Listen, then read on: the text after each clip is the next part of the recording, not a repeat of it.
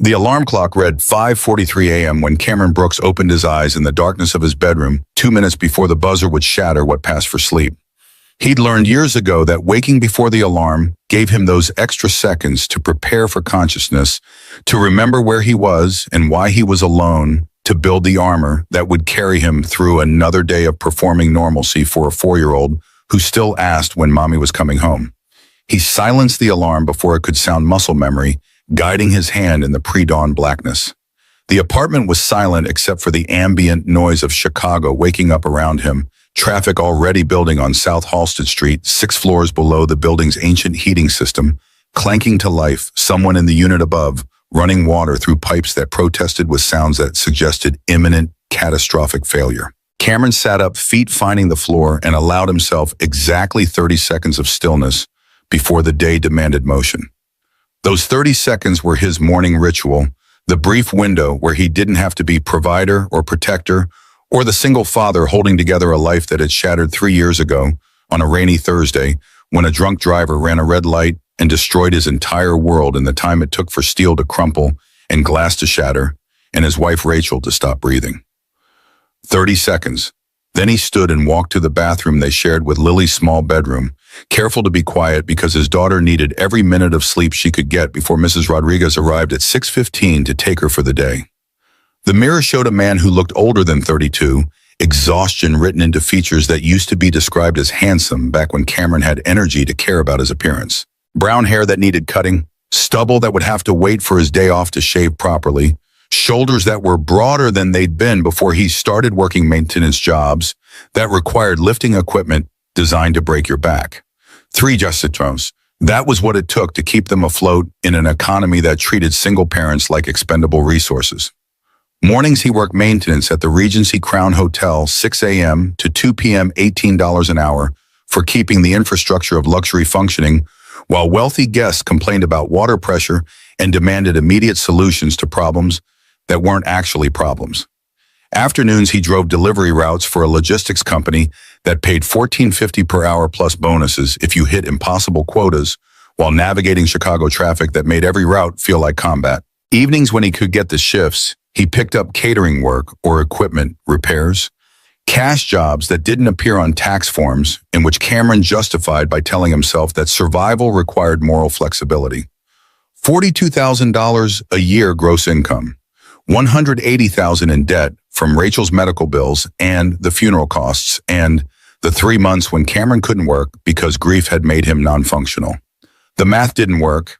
Every month was triage deciding which bills could be delayed and which creditors would actually sue versus those who'd just send threatening letters that Cameron had learned to ignore. But Lily had food and clothes and a roof over her head, and that was what mattered. That was the only thing that mattered when Cameron woke at 5:43 a.m. and built his armor and prepared to spend another day making himself small enough to be invisible to people who'd never had to choose between electricity and groceries. He dressed in the uniform that the Regency Crown provided, navy blue work pants, matching button-up shirt with the hotel logo embroidered over the heart, steel-toed boots that were supposed to last 6 months, but which Cameron had been stretching into their 18th month of service. The shirt was clean because Cameron did laundry every Sunday night without fail, but the fabric was worn thin at the elbows and collar, the blue fading to something closer to gray under fluorescent lights. The kitchen was barely large enough for one person to move comfortably, a galley layout with appliances that belonged to the landlord, and which Cameron wasn't allowed to replace, even though the refrigerator made sounds that suggested sentience and malice. He started coffee in the machine Rachel had insisted on buying 3 years before she died, one of those single-serve pod systems that was environmentally irresponsible, but which Cameron couldn't bring up himself to get rid of, because Rachel had loved her morning coffee, and sometimes keeping her ghost alive meant keeping her appliances. While the coffee brewed, Cameron checked his phone. 3 texts from his delivery company supervisor asking if he could add an extra route today. Someone had called in sick and they needed coverage. Cameron calculated quickly. Extra route meant 4 more hours, roughly $60 after taxes, and Mrs. Rodriguez had already said she could keep Lily until 8 p.m. if needed. $60 was a week of groceries if he shopped carefully. He texted back confirming he'd take the shift. The coffee finished. Cameron drank it black, standing over the sink, too expensive to waste on cream that would spoil before he used it all. Through the window above the sink, the city was transitioning from night to dawn, streetlights still glowing against the sky that was shifting from black to deep blue. In 6 hours, he'd be navigating delivery routes through Christmas shoppers who'd forgotten what patience meant. In 14 hours, he'd collapse into bed and sleep until the alarm went off at 5:43 a.m. and the cycle repeated.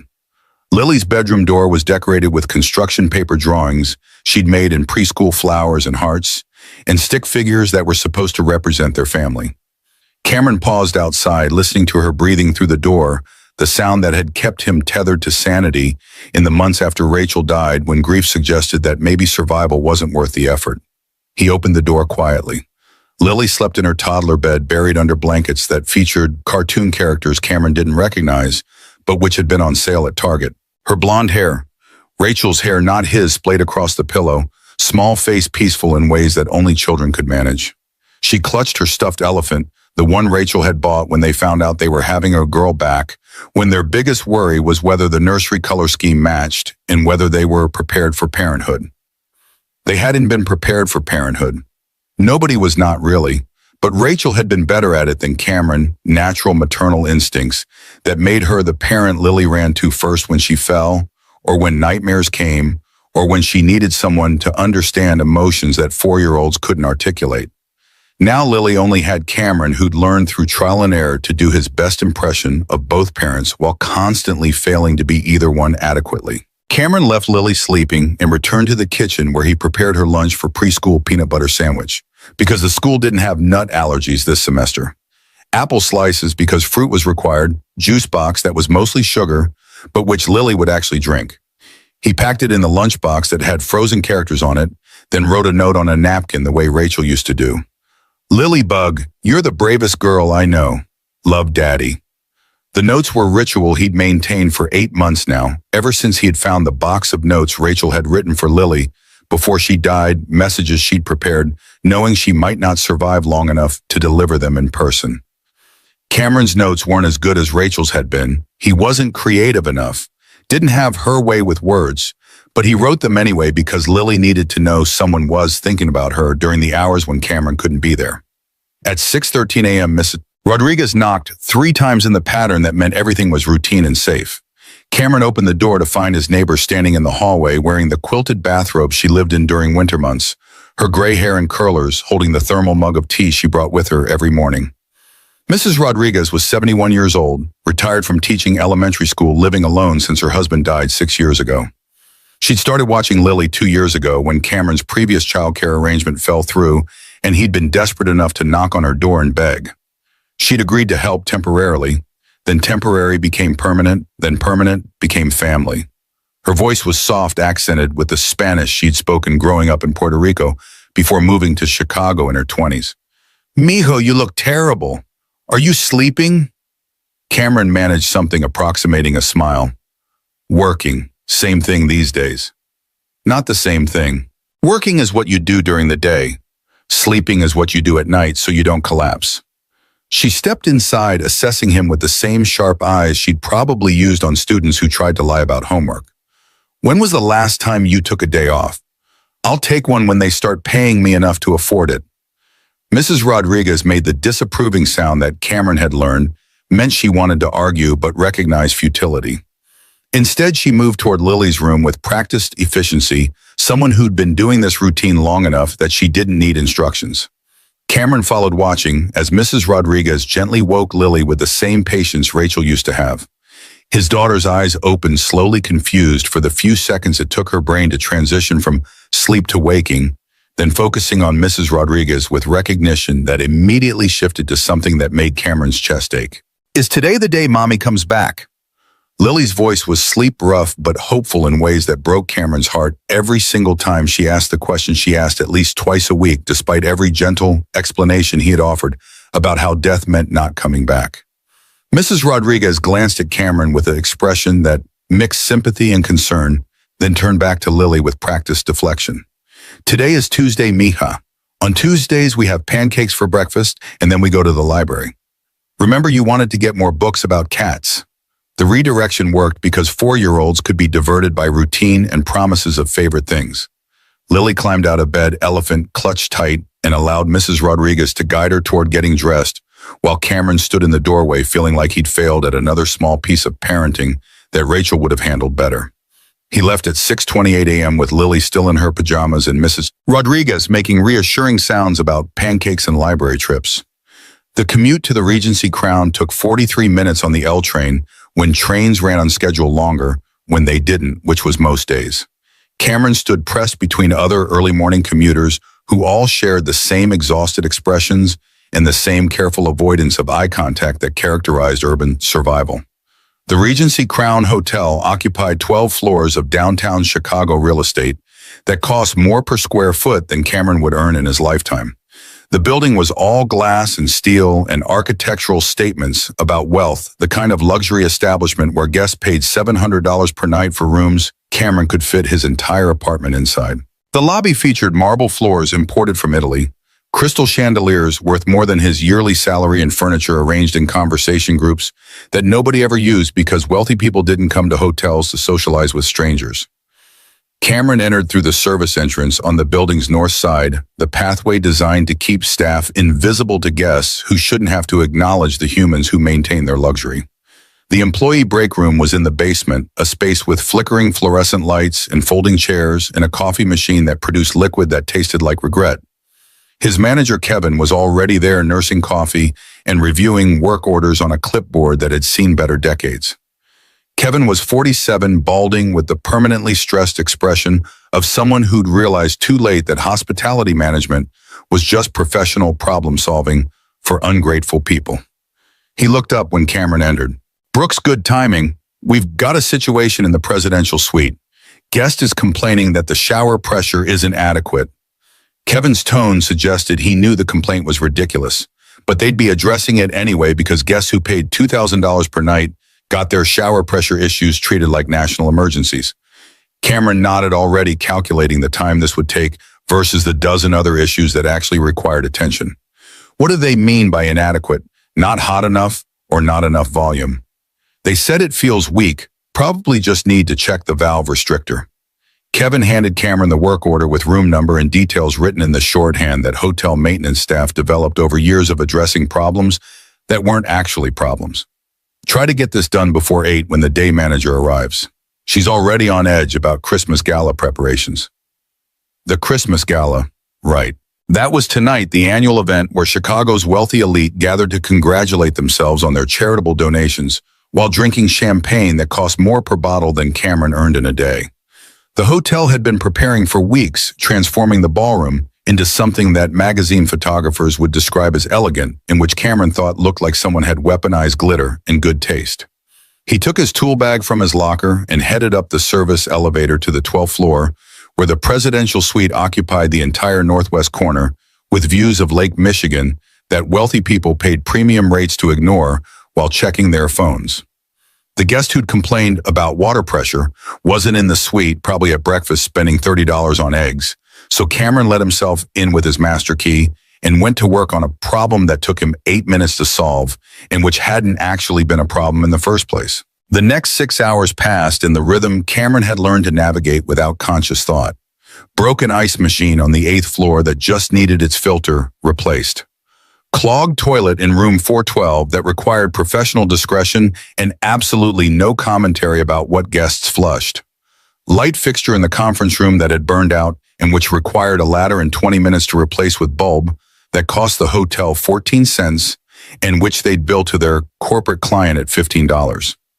Cameron moved through the hotel's infrastructure like ghost present, but unnoticed by guests who looked through him with the practiced invisibility that wealth taught you to deploy towards service workers. A woman in designer clothes held the elevator door for him, once smiled with the careful politeness that said she recognized he was human, but preferred not to think too hard about the economic gulf between them. A businessman complained about hallway noise while Cameron was repairing a door lock, then walked away mid-conversation when his phone rang, as if Cameron would simply vanish when no longer needed. It was fine.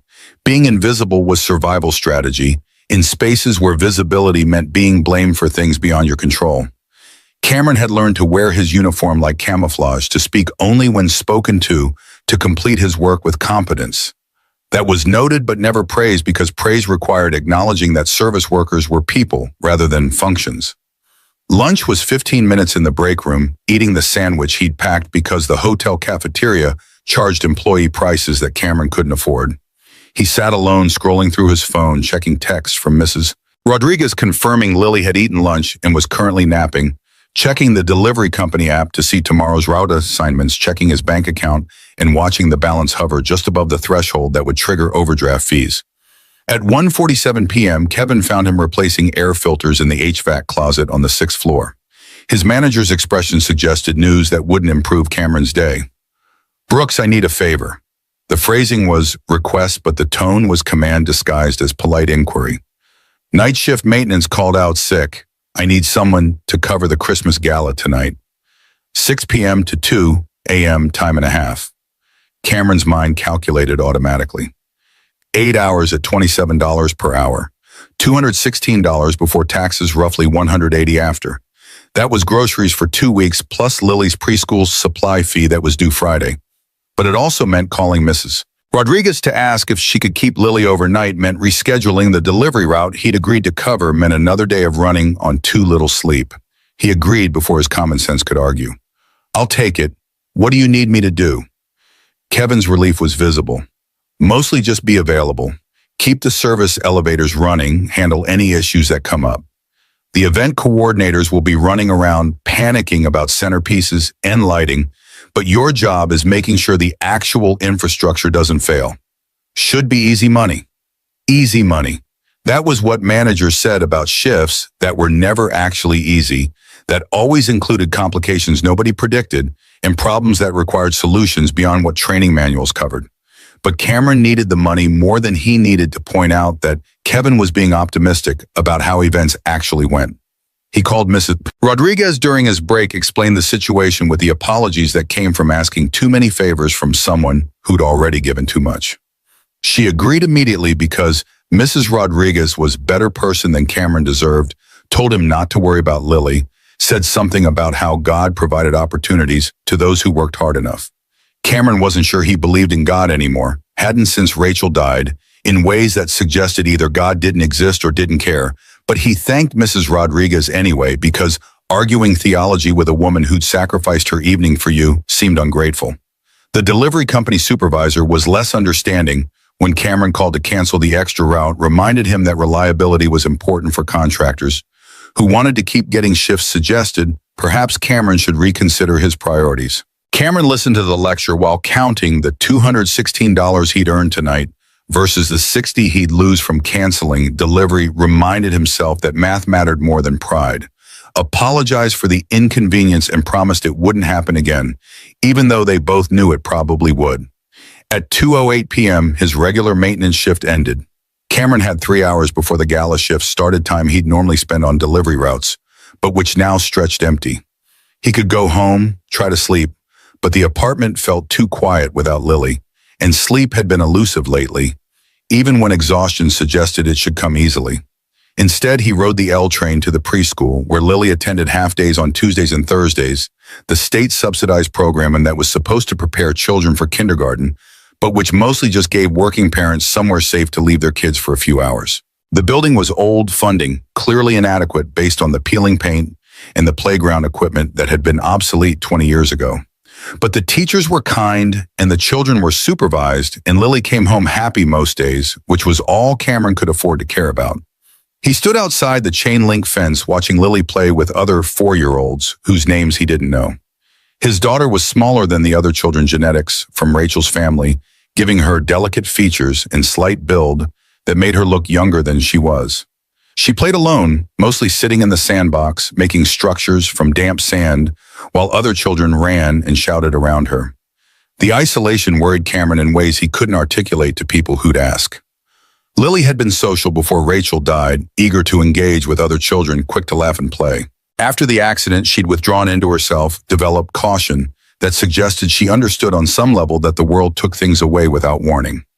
Cameron didn't know how to help her beyond being present and patient and hoping that time would heal wounds he couldn't see but knew existed. A teacher noticed him and waved the gesture friendly, but also questioning why a parent was standing outside watching instead of picking up their child. Cameron waved back and walked away before the situation could become conversation that required explaining why he had 3 hours to kill before his next shift and had decided to spend them watching his daughter play in sand. He found a coffee shop 2 blocks away, the kind of independent establishment that charged $6 for drinks that Cameron could make at home for 50 cents, but which provided Wi-Fi and tables where customers could sit for hours without being asked to leave. He ordered black coffee because it was the cheapest item on the menu and found a corner table away from the windows where late afternoon sun wouldn't make reading his phone screen impossible.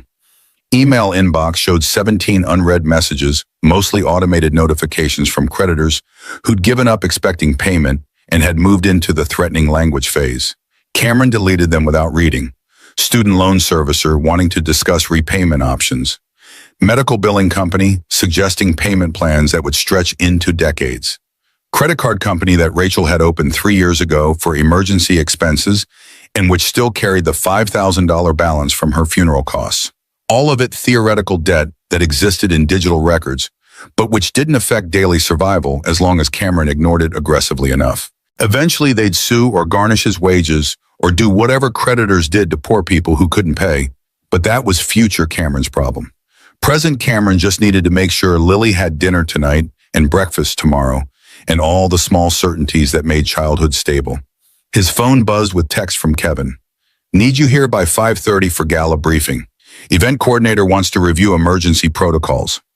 Cameron glanced at the time, 4:47 p.m. He had 43 minutes to get back to the Regency Crown and enough time if the trains ran on schedule, cutting it close if they didn't. He drained the coffee that had gone cold, left the cup on the table because bussing it himself felt like doing work he wasn't being paid for, and headed back into the December evening that had arrived while he sat trying to pretend he had somewhere better to be. Victoria Sterling's office occupied the entire southwest corner of the Sterling Capital Group headquarters, floor-to-ceiling windows offering views of Chicago's financial district that Victoria had stopped noticing years ago. The space was decorated with the kind of aggressive minimalism that interior designers called sophisticated, and which Victoria thought made the office feel like an expensive waiting room. Glass desk that seemed to float leather chairs that had cost $8,000 each, abstract art on the walls that Victoria had purchased because her decorator insisted, and which she'd never actually looked at with any real attention. 32 years old, chief executive officer of a company worth $2 billion, featured in Forbes and Fortune and all the publications that celebrated women in business, while simultaneously questioning whether they were tough enough to compete with men. The youngest female CEO in Chicago, according to Crane's Business, which had done a profile 6 months ago that focused almost entirely on her appearance and her romantic status, rather than the 15% revenue growth she'd achieved in 18 months. The Ice Queen. That was what the business press called her, the nickname that had started as criticism, but which Victoria had learned to weaponize. Better to be cold and competent than warm and dismissed. Better to be feared than loved, when love just meant people thought they could take advantage of your emotions. Her executive assistant, Sarah, knocked twice before entering the rhythm that meant something required immediate attention but wasn't catastrophic. Sarah was 43, efficient to the point of being slightly terrifying, the kind of person who anticipated problems before they materialized and who'd been running interference for Victoria since day one as CEO. Thomas called, third time today. He wants to discuss the Meridian Holdings vote. Sarah's tone was carefully neutral, the professionalism that meant she had opinions about Victoria's father, but was too disciplined to voice them directly. Victoria kept her eyes on the contract she'd been reviewing, financial projections for the Meridian Holdings partnership that would inject $2 billion into Sterling Capital and cement Victoria's position as legitimate CEO rather than daughter playing at running daddy's company. Tell him I'm in meetings until 6. He knows you're not in meetings. He called your cell phone twice. Then tell him I'm not biting his calls until he stops trying to undermine me with the board.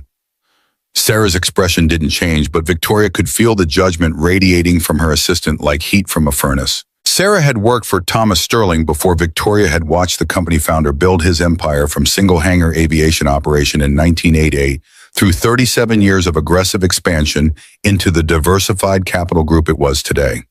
She had complicated loyalty that included both father and daughter, but which clearly preferred the father's management style to the daughter's. He's worried about the vote. 3 board members are still uncommitted. Sarah's voice carried the subtext that Thomas's worry might be justified, that perhaps Victoria should be more concerned about the internal opposition than she was showing. Victoria finally looked up from the contract, letting Sarah see the exhaustion she'd been hiding from everyone else today. The uncommitted members are stalling because they're waiting to see which way the wind blows. Once we close the Meridian deal, they'll fall in line because nobody votes against success. Unless Marcus convinces them that the deal is a mistake. There it was, the name that had been hovering beneath every conversation Victoria had been having for 6 months, the ghost that haunted Sterling Capital's boardroom, despite no longer having official role in the company. Marcus Ashford, her former fiancé, the venture capitalist her father had groomed as protege and potential son-in-law, the man who was supposed to marry Victoria and help run the empire Thomas was building. Except Victoria had proven more capable than Marcus at every turn, had surpassed his projections, and outmaneuvered his strategies until it became clear that Sterling Capital needed one leader, not 2.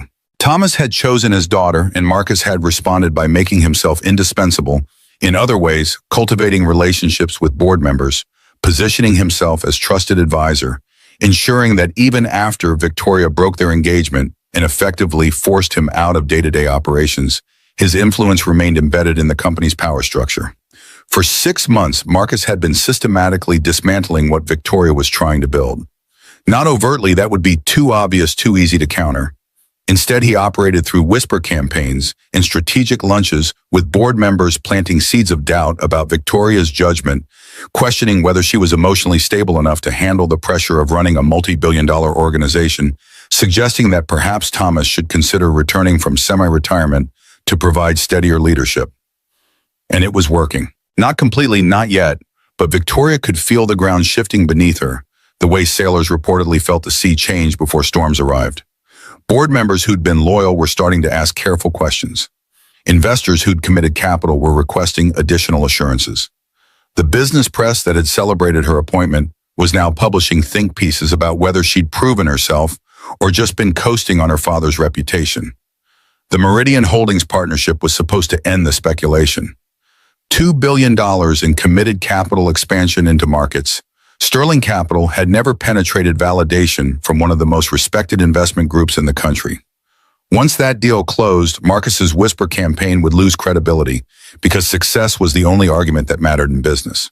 But closing the deal required board approval, and board approval required convincing uncommitted members that Victoria was making the right strategic move, and convincing them was difficult when Marcus was simultaneously working to undermine their confidence in her judgment. Sarah was still standing in the doorway, waiting for instructions that Victoria didn't have. Finally, Victoria closed the contract and made a decision that felt like surrender, but which was actually just pragmatism. Set up lunch with Thomas tomorrow. Tell him I want to discuss board strategy. Sarah nodded and disappeared, leaving Victoria alone in her expensive office with views she didn't appreciate and furniture she didn't care about. She pulled up her phone and scrolled through recent calls, confirming what she already knew. Thomas had indeed called 3 times today.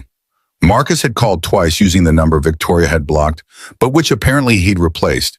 And her younger sister Claire had texted asking if Victoria was still coming to Christmas dinner, which was now 10 days away, and which Victoria had been avoiding committing to. The Sterling family Christmas. That would be fun. Thomas would spend the entire meal making pointed comments about business decisions he disagreed with. Marcus would somehow be invited because Thomas couldn't quite let go of the protege he'd invested 15 years grooming. Claire would ask intrusive questions about Victoria's personal life while simultaneously judging her for not having one. And Victoria would sit there performing the role of daughter and sister, incompetent executive, while internally screaming about the suffocating weight of expectations she'd never asked for, but had inherited anyway.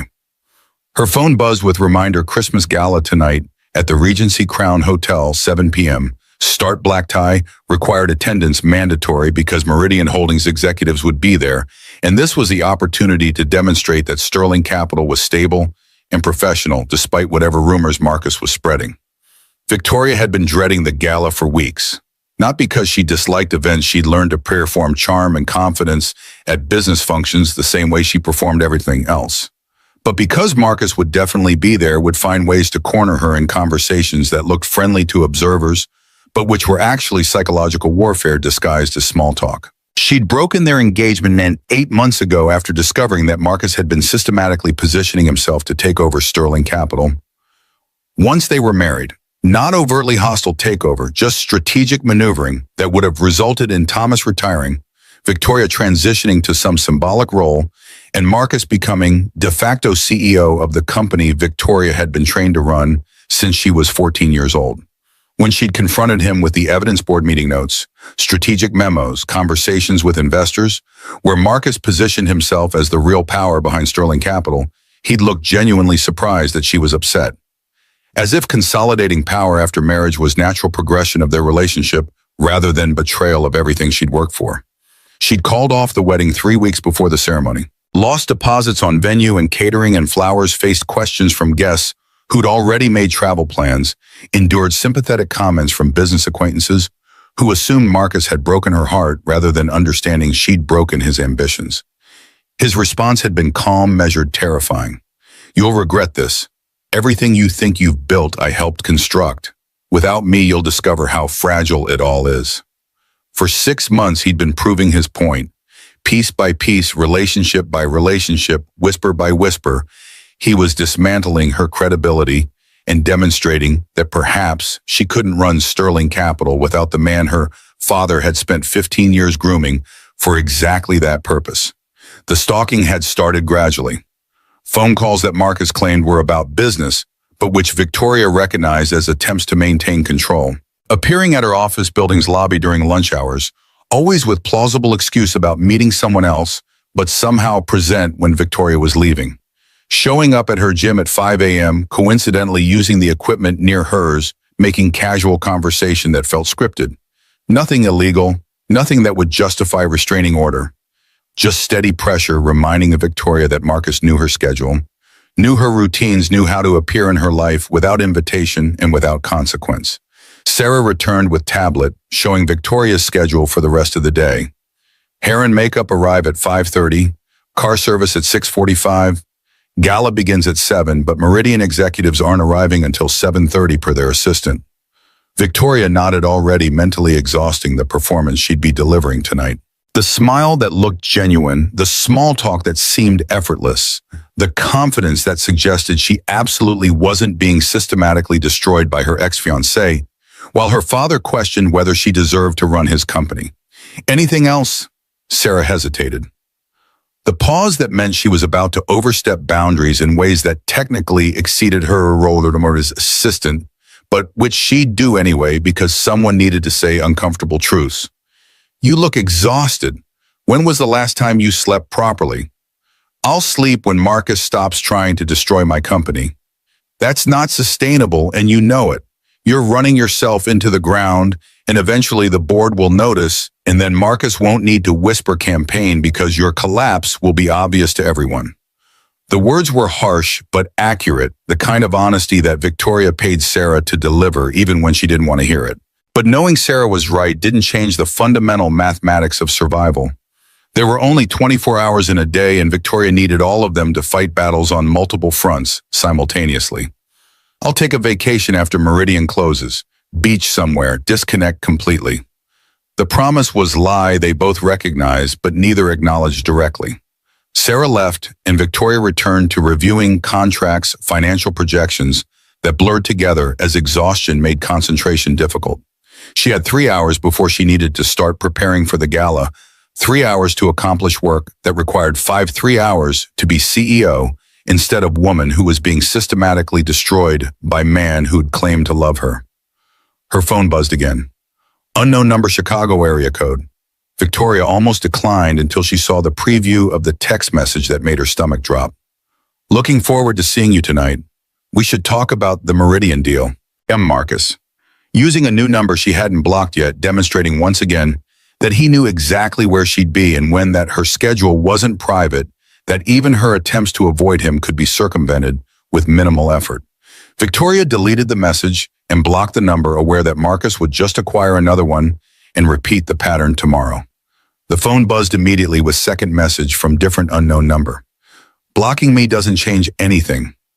You still need me whether you admit it or not. She threw the phone across the office, watched it hit the expensive leather couch, and bounce onto carpet that cost $800 per square foot. Stood and walked to the windows where Chicago sprawled beneath her like circuit board of illuminated possibilities that all felt impossibly distant. Thomas Sterling had built this empire from nothing, had taken a single hangar aviation operation and transformed it through decades of strategic acquisitions and partnerships into the diversified capital group that bore his name. He'd trained Victoria from adolescence, had taught her financial analysis and market strategy, and all the skills that made her capable of running the business he'd created. But he'd also groomed Marcus as his successor, had invested 15 years developing the protege, who was supposed to marry his daughter, and ensure that Sterling Capital remained family-controlled even as Thomas retired. When Victoria proved more competent than Marcus, Thomas had chosen her for CEO, but he'd never quite let go of the vision where Marcus was integral to the company's future. That ambivalence was what Marcus exploited. Every whisper campaign included references to how Thomas had intended for Marcus to be involved. Every board meeting where Victoria's judgment was questioned included subtle reminders that Thomas himself had doubts. Every strategic decision Victoria made was compared unfavorably to how Marcus would have handled it, as if the man who'd tried to stage a boardroom coup was somehow more trustworthy than the daughter who'd spent 27 years preparing for this role. Victoria retrieved her phone from where it had landed on the couch. The screen was uncracked. Apparently $800 phones could survive being thrown by frustrated CEOs, and showed 3 more texts from 3 more unknown numbers, all variations on the same theme of Marcus, reminding her he was still present in her life, whether she wanted him there or not. She blocked all 3 numbers and turned off text notifications, entirely aware this was treating symptoms rather than disease, but lacking energy for more comprehensive solutions. The gala was in 4 hours. She needed to be composed, confident, charming. Needed to convince Meridian Holdings executives that Sterling Capital was exactly the stable, professionally managed organization they wanted to partner with. And she needed to do all of that while Marcus circulated through the same event, having the same conversations, subtly undermining everything Victoria was trying to build. Sarah appeared in the doorway again, this time with expression that suggested genuine concern rather than professional worry. Hair and makeup are here early. Should I send them in or give you more time? Victoria checked her reflection in the window, seeing the exhaustion that cosmetics would temporarily hide. Send them in. I need all the help I can get. Victoria, Sarah's voice carried weight that made it command rather than suggestion. You can't keep doing this. The pace, the stress fighting Marcus while trying to run the company. Something has to give. If something gives, I lose everything. So I'll keep going until either I win or I collapse, and I'm betting on winning. Sarah looked like she wanted to argue but recognized futility when she saw it. Instead, she sent in the hair and makeup team, 2 women who arrived with cases of products designed to transform exhausted executives into magazine-ready versions of themselves. They worked with practiced efficiency while Victoria sat motionless, performing the role of mannequin while her mind raced through scenarios for tonight's gala. Arrive early, establish presence before Marcus can corner her. Find Meridian executives immediately demonstrate confidence and competence. Minimize time Marcus could interrupt conversations. Have Sarah position herself as interference running blocking patterns that looked natural but which prevented prolonged contact. The strategy was solid but also exhausting to contemplate, another performance added to the endless performances that constituted Victoria's life. Be the CEO. Be the daughter. Be the woman who didn't need anyone's help. Be strong enough that weakness never showed. Be perfect enough that nobody questioned whether she deserved what she'd spent 27 years earning. At 6:42 p.m., Victoria's reflection in the mirror showed someone who looked nothing like the exhausted woman who'd thrown her phone 3 hours ago. Hair styled in elegant, updo makeup, transforming features into magazine cover version of herself, wearing black dress that had cost $4,000 and which made her look like exactly the kind of powerful woman who ran billion-dollar companies. The performance was ready. Now she just needed to execute it for 5 hours while Marcus tried to destroy everything she was fighting to protect. The Regency Crown's ballroom had been transformed into something that belonged in magazine spreads about luxury events that normal people would never attend. Crystal chandeliers reflected light across hardwood floors, polished to mirror shine tables, arranged around the perimeter, draped in white linens, centerpieces featuring white roses and holly that probably cost more than Cameron's monthly rent. A string quartet played something classical in the corner, adding soundtrack to wealth that thought itself cultured. Cameron stood near the service corridor entrance, wearing his maintenance uniform, and feeling acutely aware that he didn't belong in spaces like this, except as invisible support staff keeping infrastructure functional, while wealthy people congratulated themselves on their charitable donations. The event coordinator had briefed him and two other maintenance workers 20 minutes ago, emphasizing that they were to remain unseen unless specifically needed, respond immediately to any issues, and under no circumstances interrupt guests who were networking and socializing. Easy money. That was what Kevin had promised, and so far, the evening had been exactly that, standing around being ready for emergencies that hadn't materialized. Cameron's job was monitoring the service elevators and responding to maintenance issues, which currently meant standing near the ballroom entrance, watching Chicago's elite arrive in designer clothes that cost more than his car. The guests fell into recognizable categories based on years of Cameron observing wealth from service position. Old money that carried itself with casual confidence of people who'd never worried about rent. New money that worked harder at looking wealthy, designer labels, visible conversations louder. Corporate executives in expensive suits discussing business like war. Younger professionals trying to network their way into rooms they didn't quite belong in yet. And then there was the woman who arrived at 7:04 p.m., drawing attention simply by existing in ways that suggested she was accustomed to being the most important person in any room she entered. Cameron noticed her because everyone noticed her tall woman, with blonde hair pulled back in elegant style, wearing black dress that looked simple until you recognized the kind of tailoring that cost thousands of dollars. She moved with the confidence that came from knowing exactly who she was and being comfortable with that knowledge. No hesitation in her stride as she entered the ballroom and immediately began greeting people with practiced ease. She looked familiar in ways Cameron couldn't quite place, face recognizable from contexts he couldn't access through the fog of exhaustion that made thinking difficult. Someone famous, or at least famous adjacent, the kind of person whose photograph appeared in business publications Cameron didn't read. The woman circulated through the room with practiced efficiency, spending exactly the right amount of time with each group before moving to the next, performing warmth that looked genuine, but which Cameron recognized as professional skill. She laughed at appropriate moments, touched arms with casual familiarity that suggested intimacy without crossing boundaries, maintained perfect posture that communicated confidence without arrogance. Cameron watched from his position near the service corridor, fascinated despite himself by the performance of wealth and power.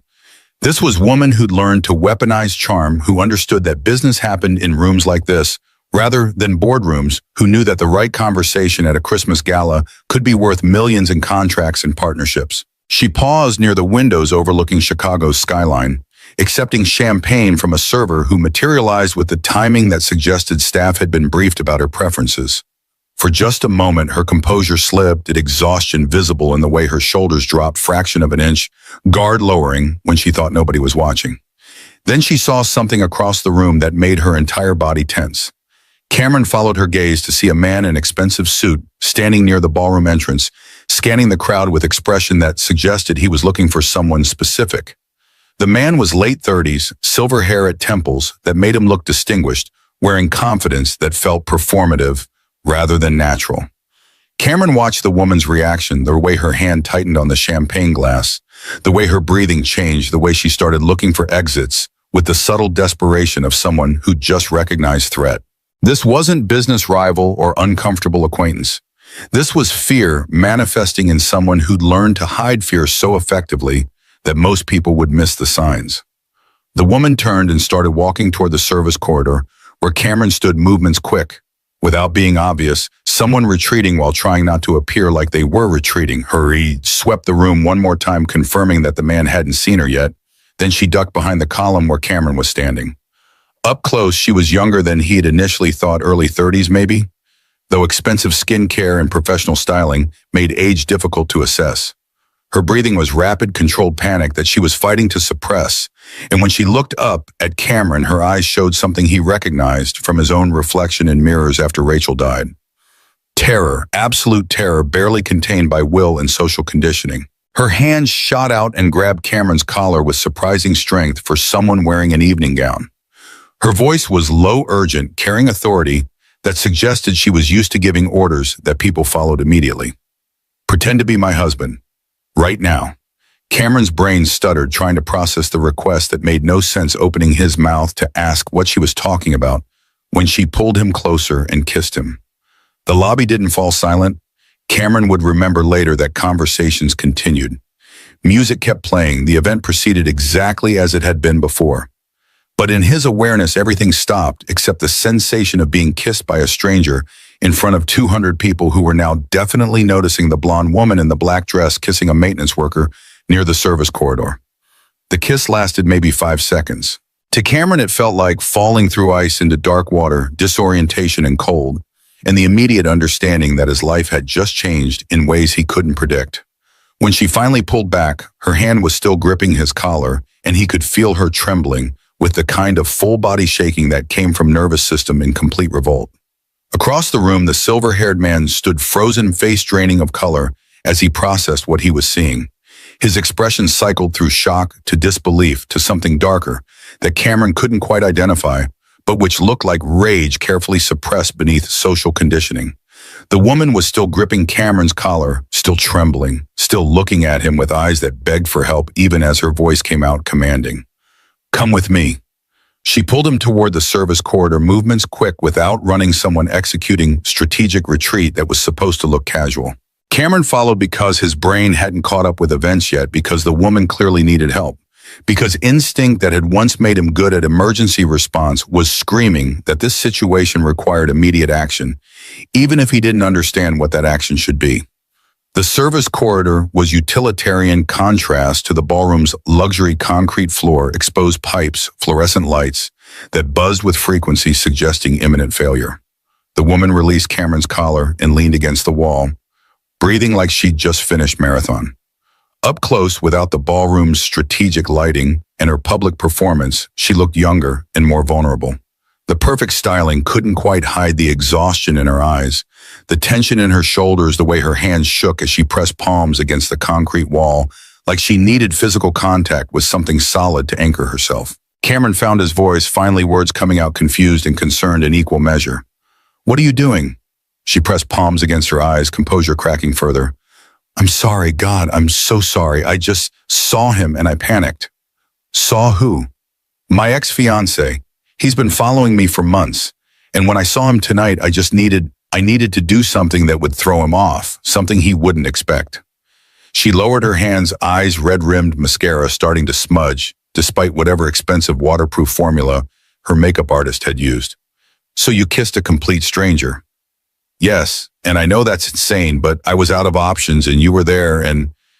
She paused and Cameron saw recognition flash across her face. "You've always been kind to me." That stopped him because he had no memory of ever meeting this woman before 30 seconds ago. "What? 3 weeks ago? Parking garage. You held the elevator door without being asked. Didn't try to make conversation. Didn't stare at me like I was prized to be won. You just stood there quietly, then nodded and disappeared." Cameron had vague memory of holding an elevator for someone in the parking garage, the kind of automatic politeness that became habit when you work service positions. But he'd never looked at the person's face, never registered that the moment had mattered enough to be remembered. "That kiss wasn't for the crowd." Her voice cracked. "It was for me. If I hadn't done something, anything, I would have frozen. Marcus would have seen me freeze, and he would have known I'm scared of him. I can't let him win. Not tonight." Cameron recognized the edge she was standing on. He'd stood there himself in the hospital corridor when doctors told him Rachel wasn't going to survive her injuries in the funeral home, when he had to choose casket for a woman who was 32 years old and shouldn't have needed one in the dark hours after Lily fell asleep, when grief suggested that perhaps continuing to exist required more strength than Cameron possessed. The woman was spiraling. He could see it breathing, getting faster, hands trembling harder, composure collapsing under weight she'd been carrying too long. Cameron had worked enough emergency response to recognize panic attack developing in whatever complicated situation he'd just been pulled into. Letting this woman have public breakdown seemed worse than whatever consequences would follow from helping her. He kept his voice calm, the tone that emergency responders use for people in crisis. "Hey, look at me." She did, eyes focusing on his face with effort that suggested she was fighting hard to stay present. "You're having a panic attack. That's normal given what just happened. But you're safe right now. The guy Marcus, he's still in the ballroom. You're here with me. Nobody's going to hurt you. You don't understand. This isn't just about tonight. He's been destroying everything I built for 6 months. And if he sees that I'm scared, if he knows he got to me..." 10 minutes. Cameron interrupted before she could spiral further. "Give yourself 10 minutes to breathe. Then you can go back out there and handle whatever you need to handle. But right now, just breathe." She stared at him like he'd spoken in foreign language, like the concept of taking 10 minutes for herself was so alien that she couldn't process it. "I don't have 10 minutes. Meridian Holdings executives are arriving, and I need to be there to make first impression before Marcus can poison the conversation. In 10 minutes, you can be composed and ready. Right now, you're about 5 seconds from completely falling apart. Which version is going to make better impression?" The logic penetrated. She took a breath that shuddered but stayed controlled.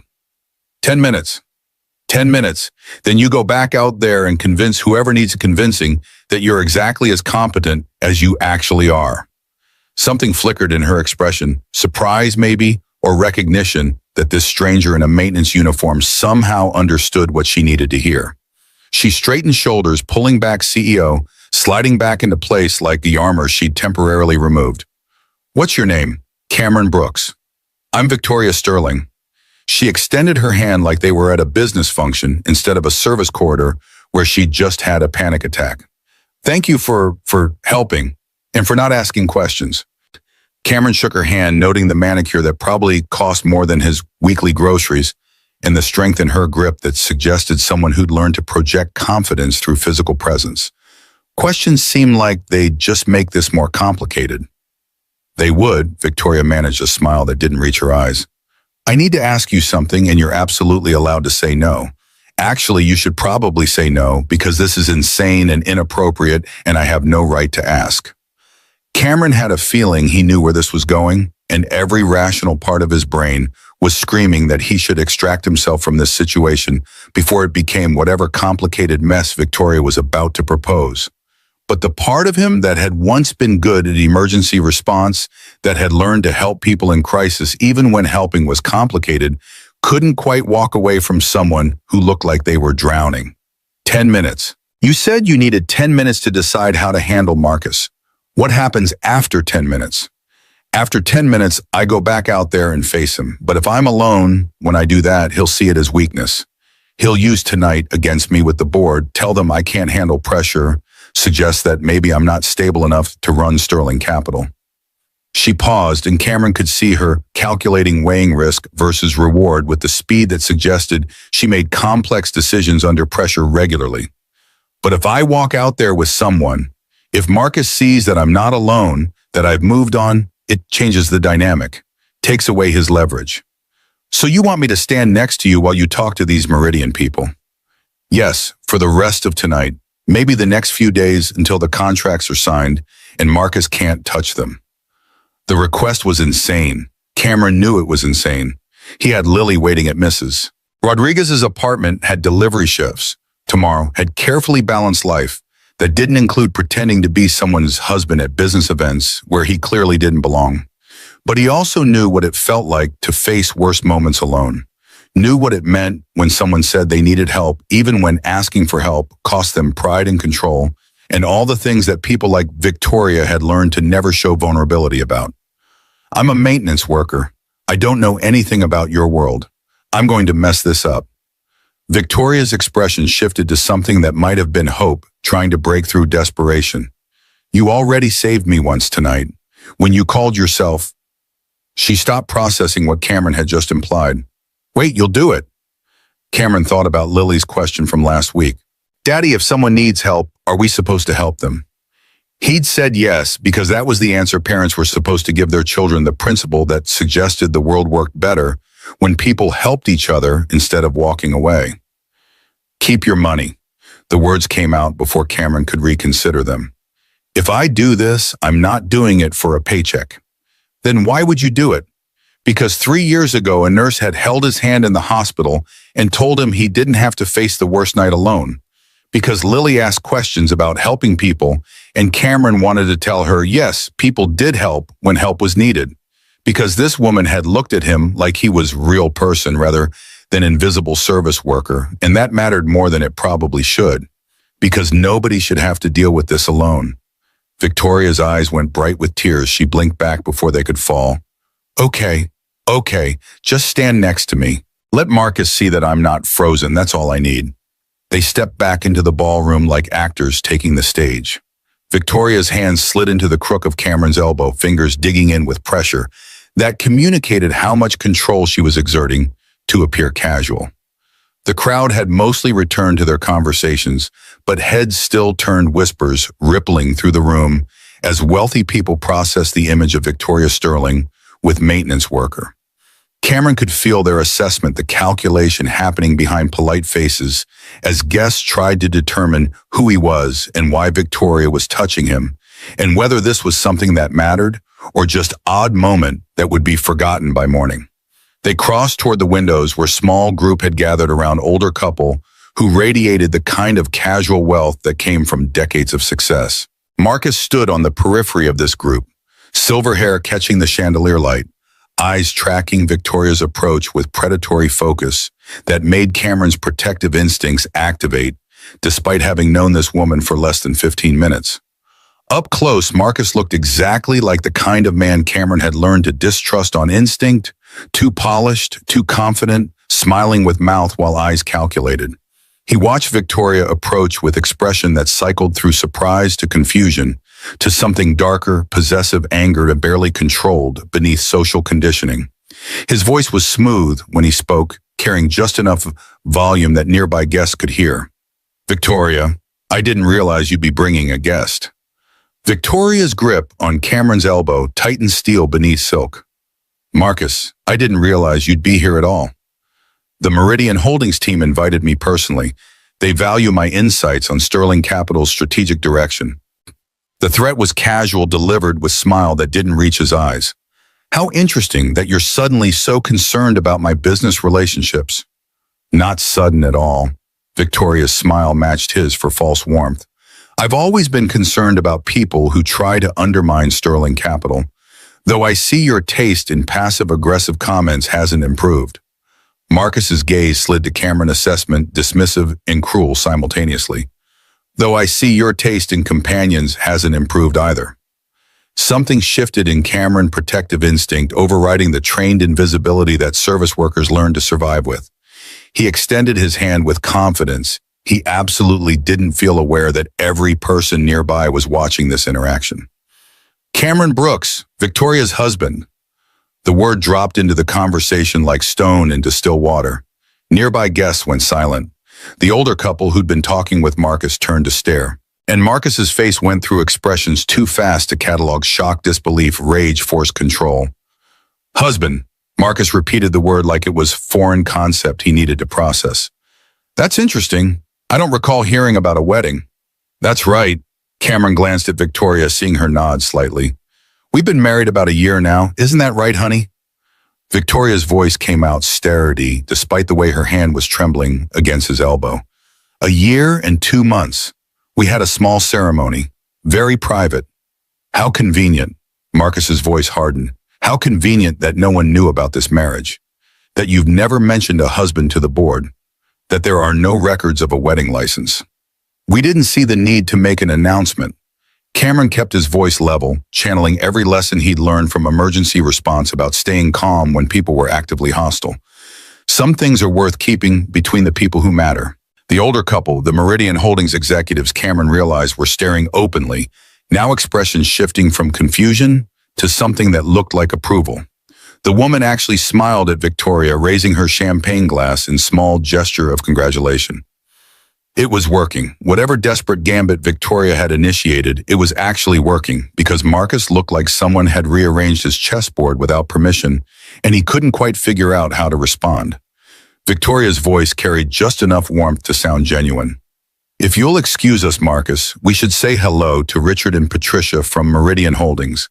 They didn't make it to our ceremony, and we've been meaning to introduce Cameron properly. She guided Cameron away before Marcus could respond, leaving him standing there with expression that promised consequences, even if he couldn't deliver them immediately. They crossed the ballroom toward the older couple who were now watching their approach with interest rather than confusion. Richard was perhaps 65, distinguished in the way that successful men aged when they had money for personal trainers and expensive skincare.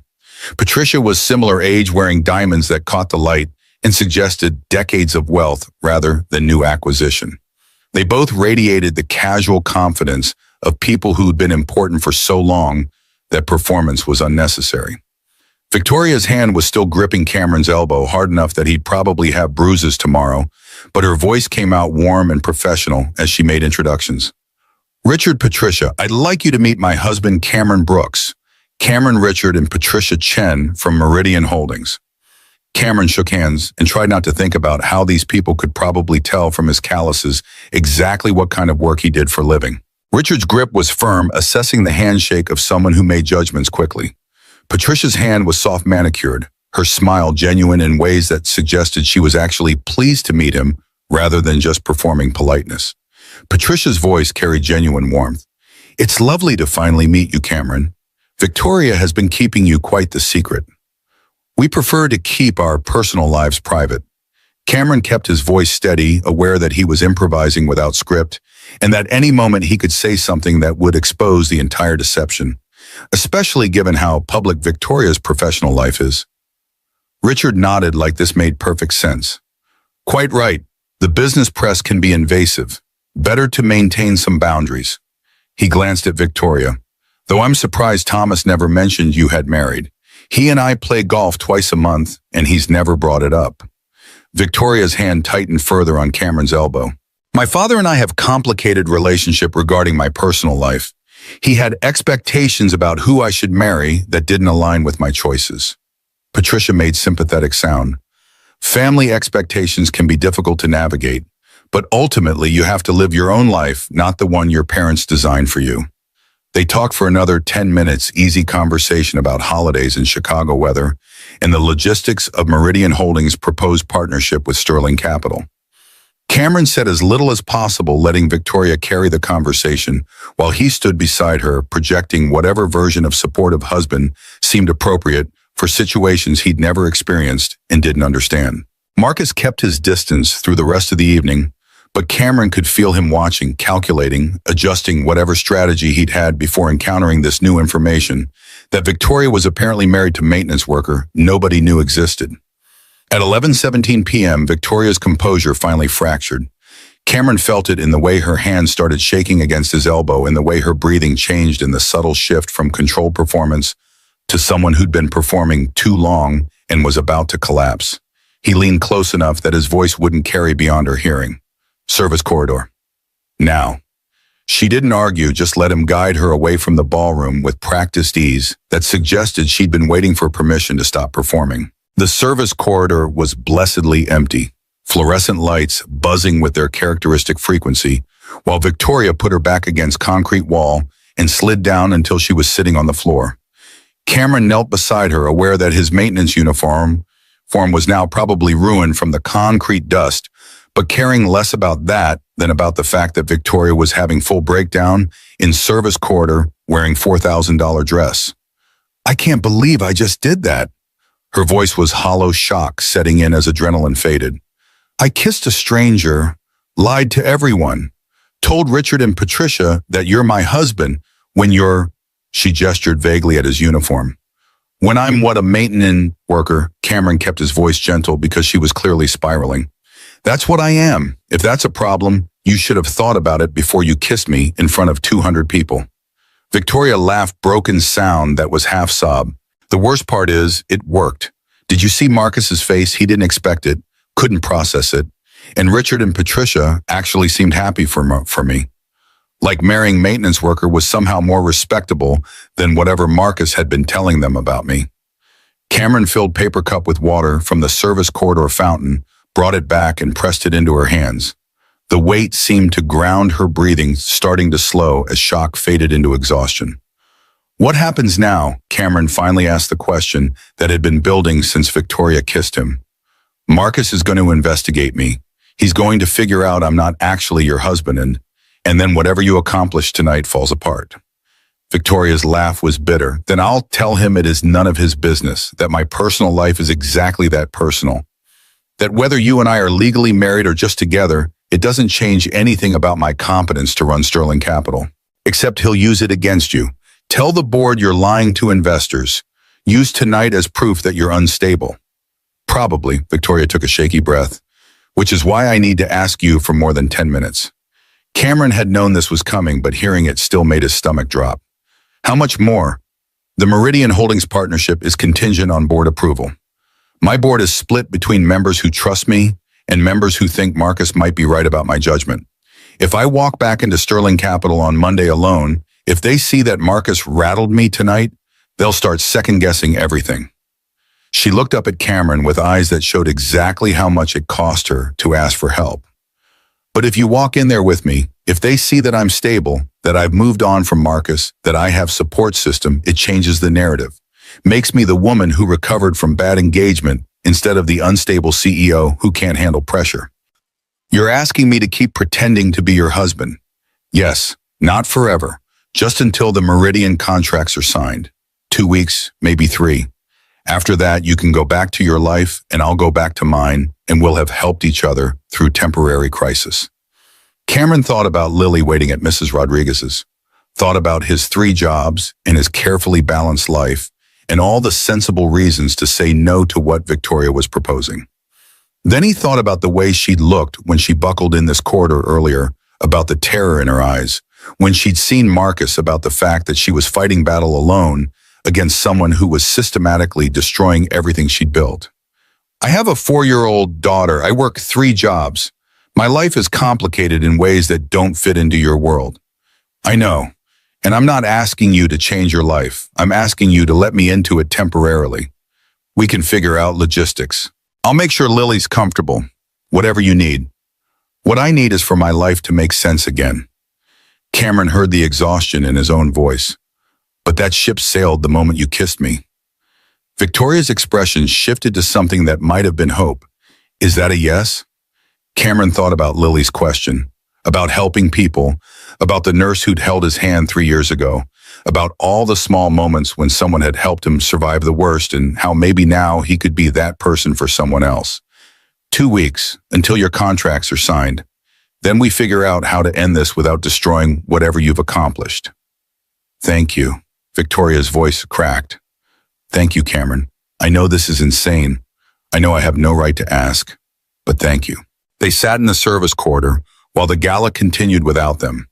2 people who'd met an hour ago and who'd just agreed to construct an elaborate lie that would either save Victoria's company or destroy what remained of Cameron's carefully rebuilt life. Marcus appeared at the far end of the corridor, apparently having come looking for them. He stopped when he saw them sitting together, Cameron's hand resting on Victoria's shoulder in gesture that could be read as supportive or intimate, depending on what the observer wanted to see. His voice carried down the hallway, cold and controlled. Victoria, we need to talk. Cameron stood, positioning himself between Marcus and Victoria in movement that was protective without being aggressive. I think my wife has made it clear she's done talking to you for tonight. This doesn't concern you. Everything that concerns my wife concerns me. Marcus's face went through expressions he was clearly trying to control. You have no idea what you've walked into. This woman is manipulating you, using you. And when she's done, she'll discard you like everything else she doesn't need anymore. Victoria stood, composure rebuilt enough that she could face Marcus directly. That's rich coming from a man who spent our engagement positioning himself to take over my company. Go home, Marcus. You've done enough damage for one night. This isn't over. Yes, it is. It's been over since I called off our wedding 8 months ago. You just haven't accepted it yet. Marcus looked between them, calculating clearly recognizing that whatever strategy he'd planned for tonight had failed spectacularly. We'll see what the board thinks about your new husband. I'm sure they'll have questions about when this marriage happened and why nobody knew about it. Let them ask. Unlike you, I don't owe the board explanations about my personal life. Marcus walked away without responding, leaving Cameron and Victoria standing in the service quarter while consequences they'd initiated started manifesting in ways neither of them could predict. Victoria turned to Cameron, and for the first time since kissing him in front of 200 people, she smiled with something approaching genuine warmth. You just called me your wife to Marcus's face. You started it by kissing me. I figured I'd commit to the bit. Well, you're very good at committing. Most people would have run away screaming by now. Most people didn't spend 3 years learning that running away from hard situations doesn't make them less hard. Victoria studied him with expression that suggested she was seeing him properly for the first time, rather than just desperate stranger she'd recruited for elaborate deception. You're not what I expected when I grabbed you tonight. What did you expect? Someone who'd say yes to the money I offered. Someone who'd treat this like transaction. Someone who wouldn't understand why I'm fighting so hard to keep something Marcus is trying to take. And instead, you got maintenance worker with dead wife and 4-year-old daughter who said yes because people should help when they can. Yeah, Victoria's voice went soft. Instead, I got you. They stood there for a moment, strangers who'd become conspirators, who'd now become something else neither of them had name for yet. The gala was winding down, guests starting to leave, servers beginning the cleanup that would take hours. Cameron's phone buzzed with text from Mrs. Rodriguez asking if he was okay and when he'd be home. He responded quickly, emergency at work, probably after midnight. Thank you for watching, Lily, then turned back to Victoria, who was watching him with expression that mixed gratitude and guilt. I should let you go home to your daughter. You should. But first we need to figure out what happens Monday when I'm supposed to show up at Sterling Capital with husband nobody knew I had. We'll figure it out. Victoria's confidence was returning, CEO sliding back into place now that immediate crisis had passed. I'll have my lawyer draft a brief statement. We'll say we got married a year ago, kept it private, and we're asking for respect of our privacy. Simple. Straightforward. Impossible to disprove without invading personal records. Except Marcus is going to investigate me. He's going to find out I work 3 jobs and live in a 2-bedroom apartment and have more debt than most people earn in 5 years. So, Victoria's voice carried challenge. Is there something shameful about working 3 jobs, about providing for your daughter, about doing whatever it takes to survive? No, but there's a difference between me thinking there's nothing shameful about it and your board members thinking the same thing. Victoria's expression hardened. If my board members judge you for being working class, that says more about them than it does about you. And if they judge me for marrying you, then they clearly don't understand that character matters more than bank accounts. Cameron wanted to believe her confidence was justified, but years of being invisible to wealthy people suggested otherwise. We'll see. Monday's going to be interesting either way. Monday's going to be a disaster, but we'll face it together. The word together landed with more weight than it should have, given that they'd met 90 minutes ago and had agreed to elaborate deception that would probably explode spectacularly. But something in the way Victoria said it, the way her hand reached out to squeeze his arm briefly before letting go, suggested that maybe this temporary alliance was already becoming something more complicated than either of them had intended. Cameron left the Regency Crown at 12:47 a.m. exhaustion, making the world feel slightly unreal. The overnight maintenance shift he'd been covering was technically over, which meant he'd just earned $216 for the strangest 8 hours of his life. He'd started the evening as invisible service worker, keeping infrastructure functional. He'd ended it as Victoria Sterling's fake husband, having lied to Chicago's business elite and somehow gotten away with it. The train ride home was empty, just Cameron and a handful of other overnight workers heading to wherever home was at 1 a.m. He stared at his reflection in the dark window and tried to process what he'd just agreed to. 2 weeks of pretending to be married to billionaire CEO who was being systematically destroyed by ex-fiancé with obvious control issues. 2 weeks of lying to people who could make or break Victoria's career with single board vote. 2 weeks of hoping that Marcus wouldn't dig too deep into Cameron's background and discover the kind of financial instability that would make Victoria's judgment look questionable. His phone buzzed with text from Victoria. "Thank you again for tonight. My lawyer will call you tomorrow morning to discuss details." And Cameron, I meant what I said. I'll make sure Lily's comfortable with whatever arrangement we figure out. This is temporary crisis management, not permanent disruption of your life. Cameron typed back, "Just make sure your lawyer calls after 8 a.m. Lily wakes up early, and I don't want to explain Daddy's new fake wife before she's had breakfast." Victoria's response came immediately. "Noted. And for what it's worth, you're good at this. The husband performance, I mean. Very convincing. Years of practice pretending I'm holding it together. Turns out the skills transfer." That's depressingly relatable. Get some sleep, Cameron. Tomorrow's going to be complicated. Cameron arrived at his apartment at 1:34 a.m. to find Mrs. Rodriguez asleep in his armchair, knitting project in her lap, television playing some telenovela on low volume. He woke her gently, apologized for keeping her so late, tried to pay her $50 from the night's earnings. She waved away the money with expression that suggested he'd insulted her by offering, "Mijo, you don't pay family. Lily's fine. She went to bed at 8, no nightmares tonight. Now go sleep before you collapse." "Mrs. Rodriguez, I need to tell you something." She studied his face with sharp eyes that missed nothing. "You look like someone who just made a decision that's either brilliant or catastrophic and won't know which for several days." "What did you do?" "I agreed to help someone who needed help, but it's complicated, and it's going to involve some changes to my schedule for the next few weeks." "Changes like what?" "Changes like I might need you to watch Lily more often. Changes like there might be people asking questions about me and my life. Changes like..." He paused, trying to figure out how to explain without revealing details he hadn't fully processed himself. "I'm helping someone with a situation. That's all I can say right now, but it's temporary. And I promise Lily won't be affected." Mrs. Rodriguez stood, gathering her knitting expression, shifting from curious to concerned. "Cameron, you're a good man. Too good sometimes. Just make sure this person you're helping isn't taking advantage of that goodness." "She's not. At least I don't think she is. She's desperate, and I was available, and sometimes that's how life works. Sometimes desperation makes people do things they regret. Just be careful, mijo." She left, and Cameron stood in his quiet apartment, feeling the weight of what he'd agreed to settling onto shoulders that were already carrying too much. He checked on Lily, found her sleeping peacefully, clutching her elephant, blonde hair spread across pillow, small face peaceful in ways that suggested she hadn't registered her father's absence. Cameron stood in Lily's doorway, watching her breathe, and for the first time in 3 years, he felt something that wasn't just exhaustion and grief and the grinding pressure of survival. He felt purpose, not the purpose that came from working 3 jobs and keeping Lily fed and housed, but the purpose that came from helping someone who needed help, from using the skills he'd developed during years of emergency response to make a difference for someone who was drowning. It probably was insane.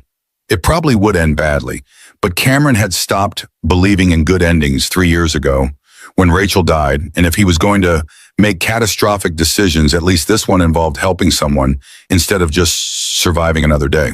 He went to bed at 2:16 a.m. with his phone on the nightstand showing 17 unread texts from Victoria's lawyer, introducing himself and requesting meeting to discuss legal strategy for their fake marriage. Cameron ignored them all and fell asleep thinking about the way Victoria had looked when she'd said together, like maybe she'd been alone fighting battles for so long that having ally, even temporary, even fake, meant more than she could articulate. Tomorrow would be complicated, but tonight Cameron had helped someone who needed help, and that had to count for something, even if everything else that followed turned out to be disaster. Cameron woke to 17 missed calls and his phone vibrating with notifications that had been accumulating since 6:23 a.m. The alarm clock showed 7:04, which meant he had overslept by an hour and 21 minutes, which meant Lily was probably awake and wondering where breakfast was, which meant Mrs. Rodriguez had probably let herself in using the spare key and was currently managing a morning routine that should have been Cameron's responsibility. He grabbed his phone and scrolled through the notification avalanche. Text from Kevin at the Regency Crown asking if Cameron had seen the news. 3 voicemails from numbers he didn't recognize. Email from Victoria's lawyer with subject line, "Urgent Media Response Strategy." and a news alert from Chicago Tribune with headline that made Cameron's stomach drop into his feet. Sterling Capital CEO's mystery husband revealed at charity gala. Below the headline was a photograph taken from last night. Cameron in his maintenance uniform, Victoria in her $4,000 dress the moment right after she kissed him in front of 200 witnesses. The image captured Victoria's hand on his collar, his expression of complete confusion, and the background crowd frozen in various states of shock. The article was speculation disguised as journalism, filled with phrases like unconfirmed reports and sources close to Sterling Capital, and questions remain about the timeline. But the core narrative was clear. Victoria Sterling had apparently been secretly married for over a year to a man nobody in Chicago's business community had ever heard of, and the revelation had happened at last night's Christmas gala in front of investors who were currently evaluating a $2 billion partnership. Cameron's phone rang. Unknown number, Chicago area code. He answered before thinking better of it. Victoria's voice came through tight with controlled panic. Have you seen it? Just woke up to 17 alerts. So yes. My PR team is drafting a statement, but they need information from you. Work history, education, anything that makes you look like reasonable choice for CEO to marry instead of random maintenance worker I picked up at a hotel. Cameron walked to his kitchen where Mrs. Rodriguez had indeed let herself in and was currently making pancakes while Lily sat at the table drawing pictures of what appeared to be castles. His daughter looked up and waved, and Cameron waved back while trying to figure out how to explain to a 4-year-old that daddy had accidentally become fake husband to a billionaire overnight. Victoria, I am a random maintenance worker. There's no PR spin that changes that reality. Then we emphasize the human interest angle. You're a single father working 3 jobs to provide for your daughter. That's sympathetic. That's the kind of story that makes people root for you instead of judging me for marrying outside my economic class.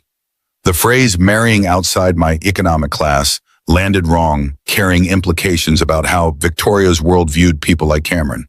He pushed down the irritation because she was panicking, and panic made people say things they didn't mean. What do you need from me? My lawyer, Jennifer Chen, is coming to your apartment in 45 minutes. She'll need to interview you, go over our story, prepare you for questions that media and board members will ask. Victoria paused. Is that okay? I know this is moving fast, but we need to get ahead of this before Marcus can weaponize it. Cameron glanced at Lily, who was now drawing stick figures that might have been people or might have been aliens, hard to tell with 4-year-old art. Mrs. Rodriguez was watching him with expression that said she'd been listening to the entire conversation and had questions that Cameron wasn't ready to answer. 45 minutes. My address is in the employee files at the Regency Crown. Tell your lawyer not to look too shocked by the neighborhood. Cameron, Victoria's voice went softer. I'm sorry. I'm sorry this exploded faster than we expected. I'm sorry you're being pulled into media circus. I'm sorry for all of it. Save the apology for when this is over and we can evaluate whether it was worth it. He hung up and turned to find Mrs. Rodriguez standing with spatula in hand, expression mixing concern with a barely suppressed curiosity. Lily was oblivious, humming while she drew, but Mrs. Rodriguez had clearly heard enough to know something significant had happened. Her voice carried the gentle sternness that had probably terrified generations of elementary school students. Mijo, you want to tell me why a lawyer is coming here in 45 minutes? Cameron sat down at the table, accepting the coffee Mrs. Rodriguez poured without being asked. Remember yesterday when I said I was helping someone and it was complicated? I remember. It got more complicated, and I can't explain all of it. But for the next few weeks, people might be asking questions about me and Lily, about where we live, how much I make, what kind of father I am. He paused, trying to find words for a situation that had no precedent in his experience. I need you to just not be surprised by anything you hear, and know that none of it changes anything real about our lives. Mrs. Rodriguez studied him with a sharp assessment that missed nothing. This woman you're helping, is she the blonde from the newspaper photo? You saw the photo. Everyone saw the photo, mijo. It's on 3 different news sites and your face is very clear. She set down her spatula and crossed her arms. So yes, I saw the photo of you kissing some rich woman in evening gown while wearing your work uniform. And now her lawyer is coming here. which means whatever you agreed to last night is bigger than helping someone with a situation. Cameron had never been able to lie to Mrs. Rodriguez. She had some kind of radar for dishonesty that had probably saved her life teaching middle school for 40 years. He made decision to give her partial truth because complete truth would require explanations he didn't have time for. Her name is Victoria Sterling. She runs a company. Her ex-fiancé has been stalking her and trying to destroy her career. Last night she panicked when she saw him and she asked me to pretend to be her husband, to make him think she'd moved on. Mrs. Rodriguez's eyebrows went up. And you said yes to this insanity? I said yes because she looked like I felt 3 years ago in that hospital. Like she was drowning and needed someone to throw her a line, even if the person throwing it didn't know how to swim either. Ay, mijo. Mrs. Rodriguez's expression softened. Your heart is too big for your common sense. This woman is going to complicate your life in ways you haven't thought through. Probably, but I already said yes, and now there are photos and articles, and I can't exactly call the newspaper and tell them it was all a misunderstanding. Lily looked up from her drawing, registering the seriousness in the adults' voices, even if she didn't understand the content. Daddy, who's coming to our house. Cameron knelt beside her, chair eye level, the way he'd learned to do when delivering information that needed to land gently. A lady named Jennifer is coming to ask me some questions. She's very nice, but she's going to be here for a little while. Can you keep drawing your pictures and being patient while Daddy talks with her? What kind of questions? Grown-up questions about boring grown-up things. Nothing you need to worry about. Lily accepted this with the trust that 4-year-olds showed when their parents promised everything was fine. She returned to her drawing while Cameron tried to prepare himself for interview that would determine whether Victoria's desperate gambit from last night could survive contact with morning after reality. Jennifer Chen arrived at exactly 8:47 a.m., which meant she'd probably been waiting in her car for 3 minutes to achieve precise punctuality. She was mid-40s Chinese-American, wearing suit that probably cost more than Cameron's monthly rent, carrying leather briefcase that looked like it had survived decades of legal battles. She shook Cameron's hand with grip that was professionally firm without being aggressive. Mr. Brooks, thank you for agreeing to meet on such short notice. I know this situation has escalated quickly. Cameron showed her to the kitchen table, the only space in his apartment suitable for conversations that required sitting. Lily had moved to the living room with Mrs. Rodriguez, both of them pretending to watch cartoons while clearly trying to eavesdrop on whatever was about to be discussed. Jennifer set her briefcase on the table and pulled out tablet and stack of documents that suggested this interview would be thorough. I'm going to ask you a series of questions. Some will feel invasive. All of them are necessary because if we're going to construct a believable narrative, I need to know the truth first so I can figure out what parts we emphasize and what parts we contextualize. Contextualize, that's a nice word for lying. We're not lying, Mr. Brooks. We're strategically presenting facts in ways that support the narrative Victoria needs to maintain. Jennifer's voice carried the practiced neutrality of someone who'd made a career out of helping wealthy people manage truth. Now, Victoria said you met approximately a year ago. Is that accurate? No, I met her last night when she grabbed my collar and kissed me in front of 200 people. Jennifer didn't even blink. But you had encountered her previously. In the parking garage 3 weeks ago, Victoria mentioned that you held an elevator door. I hold elevator doors for lots of people. It's called basic courtesy. Good. So we can say you first encountered each other 3 weeks ago, had several subsequent interactions, developed connection that led to relationship. Jennifer typed something on her tablet.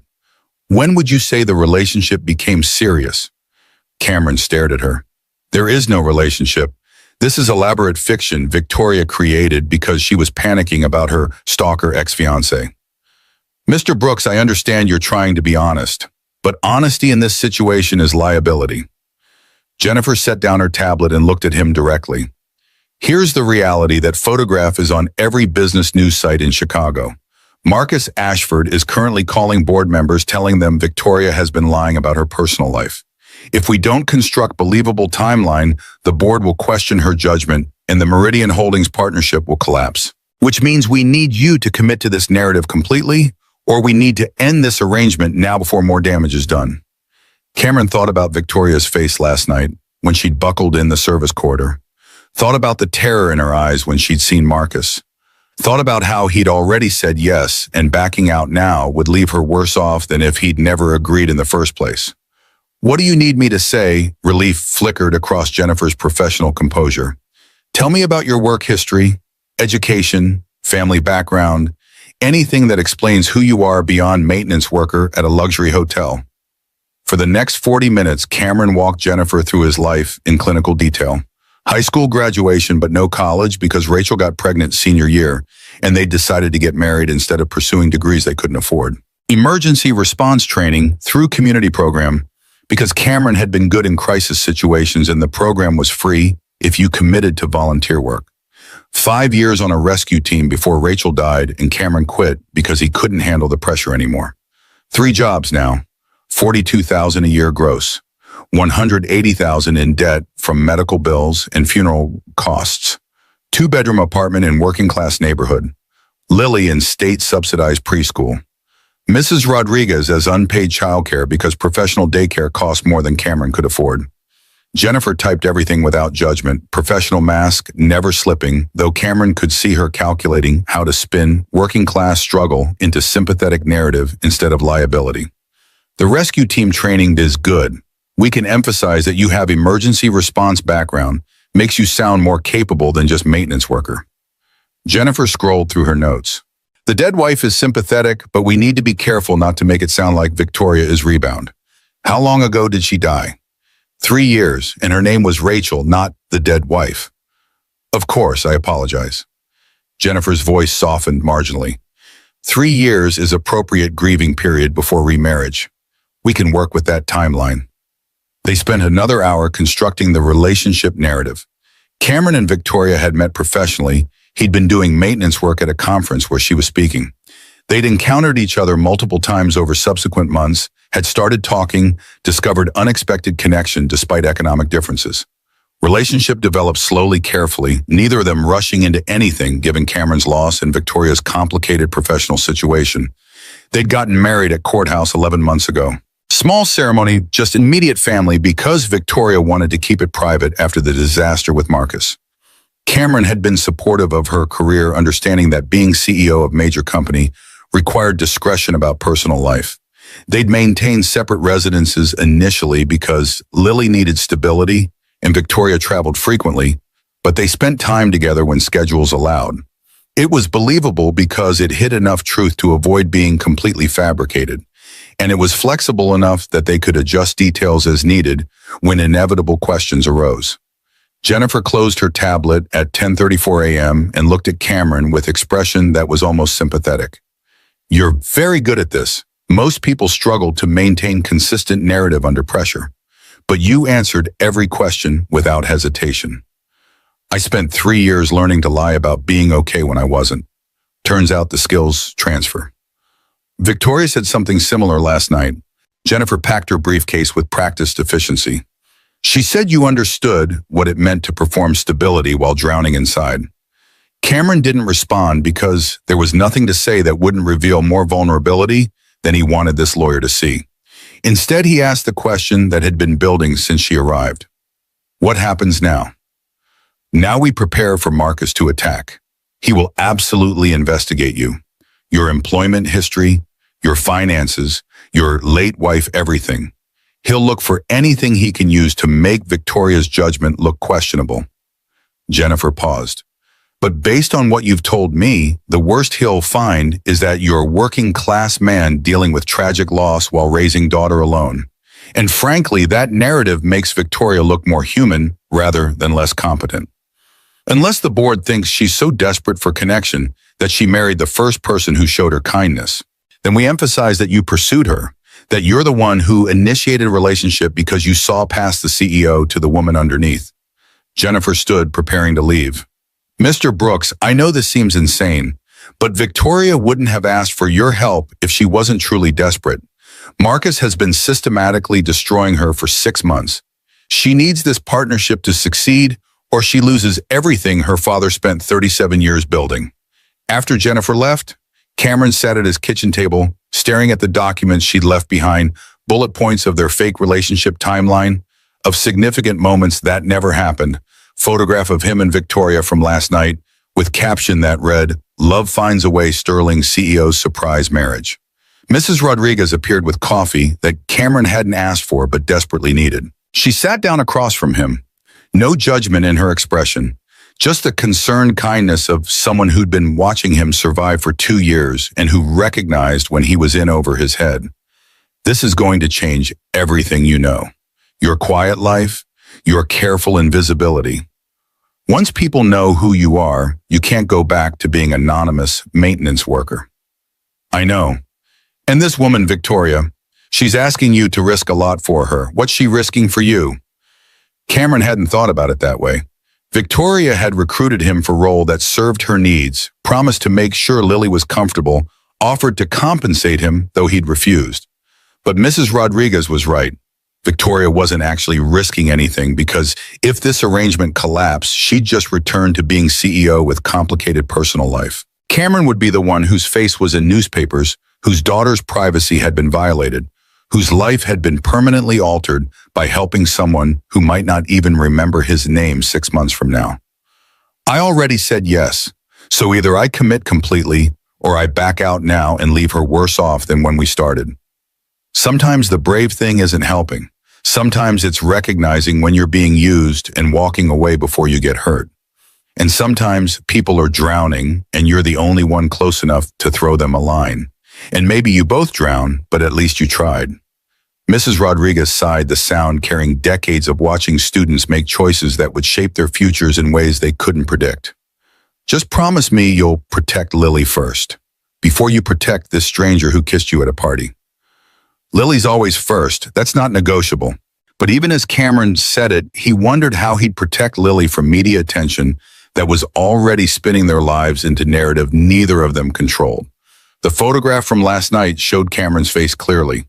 Any competent journalist could find his address, his employment records, his daughter's preschool.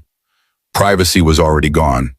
The only question was whether what they gained from this arrangement would be worth what they lost. The media explosion accelerated through the weekend. By Saturday morning, Cameron's story had spread beyond Chicago business publications into national news sites that loved narratives about class-crossing romance. The headlines got progressively more absurd. Cinderella story in reverse billionaire, CEO marries maintenance worker. Love knows no tax bracket, Sterling Capital's secret wedding. From service elevator to boardroom. How one man won Chicago's ice queen. Cameron's phone filled with requests for interviews. Good Morning America wanted them on Monday. People magazine offered 5 figures for exclusive wedding photos that didn't exist. TMZ camped outside his apartment building until building security threatened to call police. Victoria called Saturday afternoon, voice tight with stress that was trying to sound like control. Pack a bag. You and Lily are moving into my place until this dies down. We're not moving anywhere. This is temporary crisis management, remember? We maintain separate lives and just appear together when necessary. That was the plan before TMZ started harassing your neighbors and before someone leaked Lily's preschool location to gossip sites. Victoria's voice hardened. Cameron there are photographers outside Lily's school. They're taking pictures of 4-year-olds hoping to identify which one is your daughter. That's not acceptable. Cameron's protective instincts activated immediately. He'd been monitoring the situation carefully, keeping Lily inside, asking Mrs. Rodriguez to shield her from windows.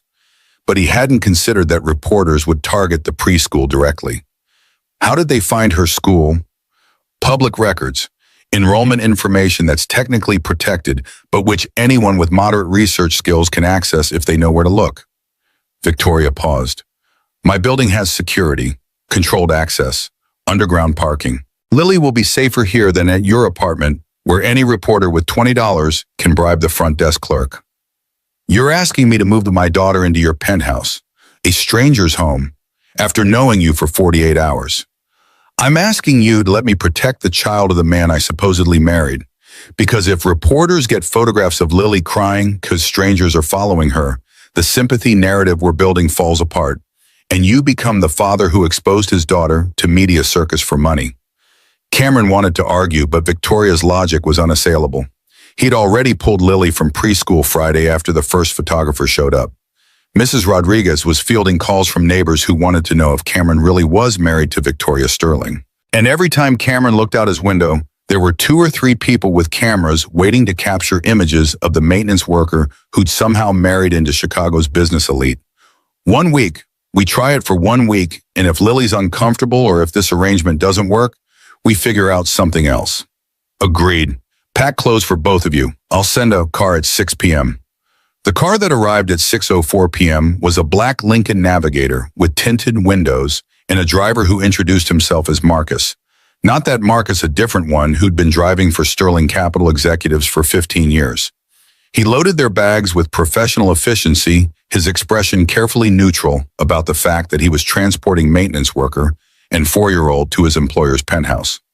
Lily was fascinated by the car, chattering about the leather seats and the bottled water and the television screen embedded in the seatback. Cameron watched his daughter's excitement and felt a complicated mix of pride and anxiety.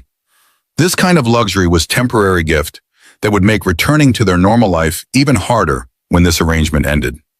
Victoria's building occupied the top 15 floors of a tower overlooking Lake Michigan, the kind of address that appeared in magazines about architectural achievement and urban luxury. The lobby was marble and glass and abstract art installations that probably cost more than Cameron's car. The elevator required keycard access and played jazz music that Cameron assumed was meant to be sophisticated. Victoria's penthouse was floor 41, entire floor that made Cameron's 2-bedroom apartment feel like closet. Floor-to-ceiling windows offering views of the city and lake, open floor plan with kitchen that featured appliances Cameron didn't recognize, furniture that looked uncomfortable and expensive simultaneously. Victoria met them at the elevator wearing jeans and sweater that probably cost what Cameron earned in a week, but which made her look younger and more approachable than the CEO he'd met at the gala. She'd tied her hair back, no makeup face showing exhaustion that professional styling had hidden 2 nights ago. She knelt down immediately when she saw Lily, eye-level, voice gentle. "Hi, you must be Lily. I'm Victoria." Lily ducked behind Cameron's legs, suddenly shy in ways she sometimes was with strangers. Cameron rested his hand on her shoulder, reassuring presence. "It's okay, Lilybug. Victoria's a friend who's letting us stay here for a little while. Why can't we stay at our home?" The question was reasonable, and Cameron didn't have age-appropriate answer. How did you explain to a 4-year-old that reporters were stalking you because Daddy had agreed to pretend to be someone's husband? How did you frame media harassment in ways that didn't terrify a child who was already anxious about people leaving? Unexpectedly, Victoria spoke before Cameron could formulate response. "Because our home has better toys. And also because I have a very big bathtub with jets that make bubbles, and I thought maybe you'd like to try it." Lily's eyes went wide. "Bubbles? So many bubbles. Also, I have a room that I thought could be yours while you're staying here. Would you like to see it?" Lily looked up at Cameron for permission. He nodded and watched his daughter take Victoria's hand with tentative trust that made his chest ache. They'd practiced stranger danger extensively, but somehow Victoria had bypassed Lily's usual caution with simple kindness and promise of bubble baths. Victoria led them down the hallway to a room that had been transformed in the 48 hours since Cameron had agreed to this arrangement. The walls were painted soft purple, Lily's favorite color, which Victoria had somehow known. There was a bed, size for children's dresser, with drawers already labeled Lily's clothes, bookshelf filled with picture books, and a toy chest that was currently empty, but which Victoria was clearly expecting to fill. "I wasn't sure what toys you liked, so I thought we could go shopping tomorrow and you could pick." Victoria's voice carried genuine nervousness, like she was worried Lily wouldn't approve. "But for tonight, I thought maybe we could read some books before bed, if that's okay with your dad." Lily was already pulling books from the shelf, examining covers with the careful attention she gave to important decisions. Cameron stood in the doorway, feeling overwhelmed by how much effort Victoria had invested in making his daughter comfortable in space that was temporary fiction they were constructing together.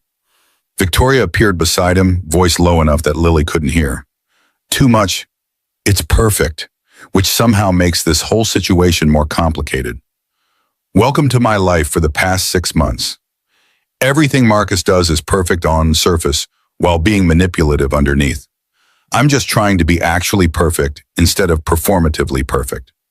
Cameron turned to look at her properly, seeing exhaustion she was fighting through pharmaceutical-grade coffee and determination. When was the last time you slept? Properly about 6 months ago before Marcus started his campaign. Victoria managed tired smile. But I'll sleep when the Meridian contracts are signed and my company is secure. Until then, I function. That's not sustainable. Neither is working 3 jobs to survive, but here we both are functioning despite sustainability concerns. She had a point.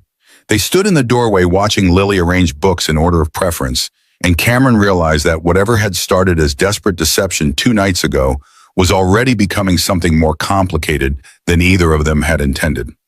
Living with Victoria Sterling turned out to be exercise in contradictions that Cameron couldn't quite reconcile. The penthouse was Museum of Wealth original artwork on walls, furniture arranged by professionals who understood negative space kitchen with appliances that probably required engineering degrees to operate. But Victoria herself moved through these spaces like someone who'd forgotten to feel at home, eating takeout at the counter, because the formal dining room felt too empty, working from the couch because her home office reminded her of meetings she'd rather avoid. Lily adapted faster than Cameron expected. 4-year-old resilience making luxury feel normal within days. She loved the bathtub with jets, the view of the lake from her purple bedroom, the way Victoria would sit on the floor and build block towers without checking her phone every 30 seconds. On their 3rd night, Lily asked the question Cameron had been dreading. Is Miss Victoria going to be my new mommy? They were sitting at the breakfast counter. Victoria had insisted on calling it breakfast, even though they were eating dinner because the formal dining table felt performative, and the question landed in the middle of conversation about what movies Lily liked. Victoria's fork paused halfway to her mouth, expression carefully neutral in ways that suggested she was monitoring Cameron's reaction before formulating her own. Cameron set down his water glass and chose honesty, because lying to Lily about important things never worked. Miss Victoria and I are friends helping each other right now. We're not, he searched for age-appropriate phrasing. We're not making permanent plans yet. We're just figuring things out day by day. Lily absorbed this with the seriousness she brought to important topics. But you like her, right? You smile different when she's here. The observation was accurate and uncomfortable. Cameron had noticed it himself, the way tension he'd been carrying for 3 years eased slightly when Victoria was present, like having ally in survival made survival feel less impossible.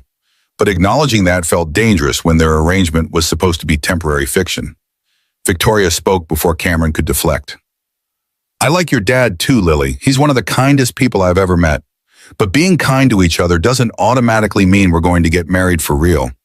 Sometimes people are just good friends who help each other through hard times.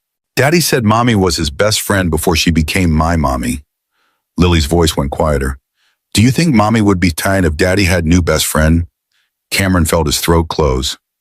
Rachel had been dead for 3 years, but Lily still processed her absence in waves, moments of clarity about death mixing with childhood magical thinking that maybe if Lily was good enough, Mommy might come back.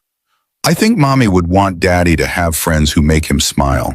And I think she'd like Miss Victoria because Miss Victoria is kind to you, and Mommy always said that people who are kind to kids are the best kind of people.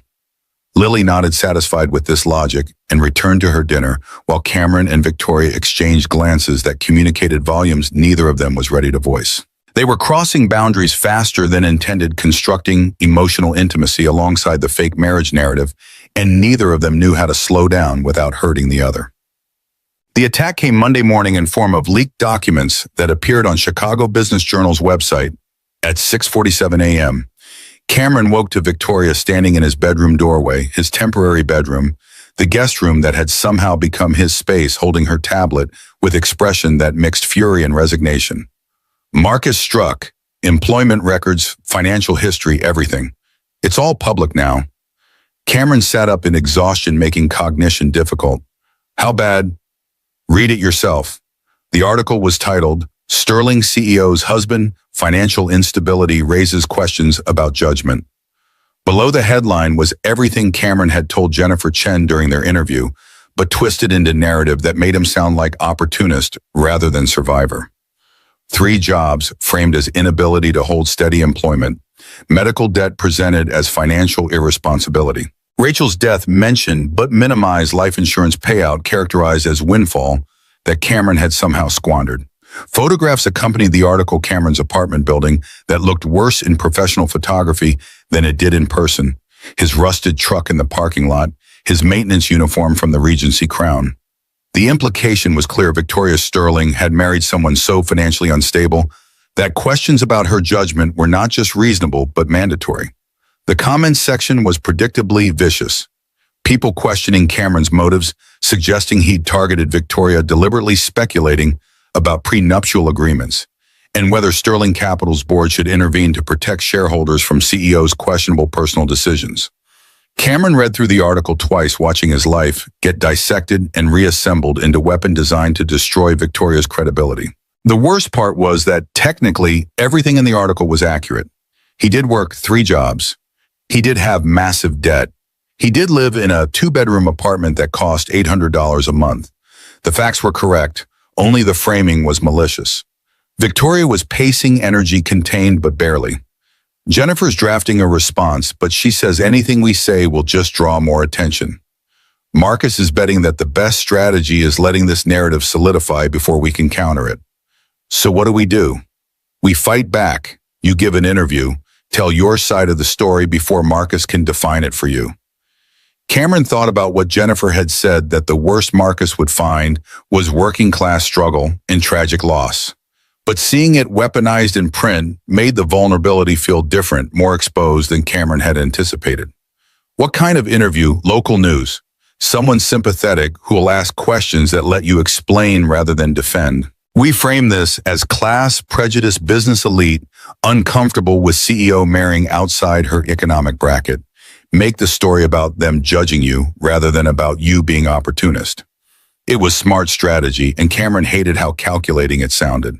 But Victoria was right. Silence would let Marcus's narrative win, and winning meant destroying any credibility Cameron had while simultaneously making Victoria look like fool who'd been manipulated by someone she should have recognized as gold digger.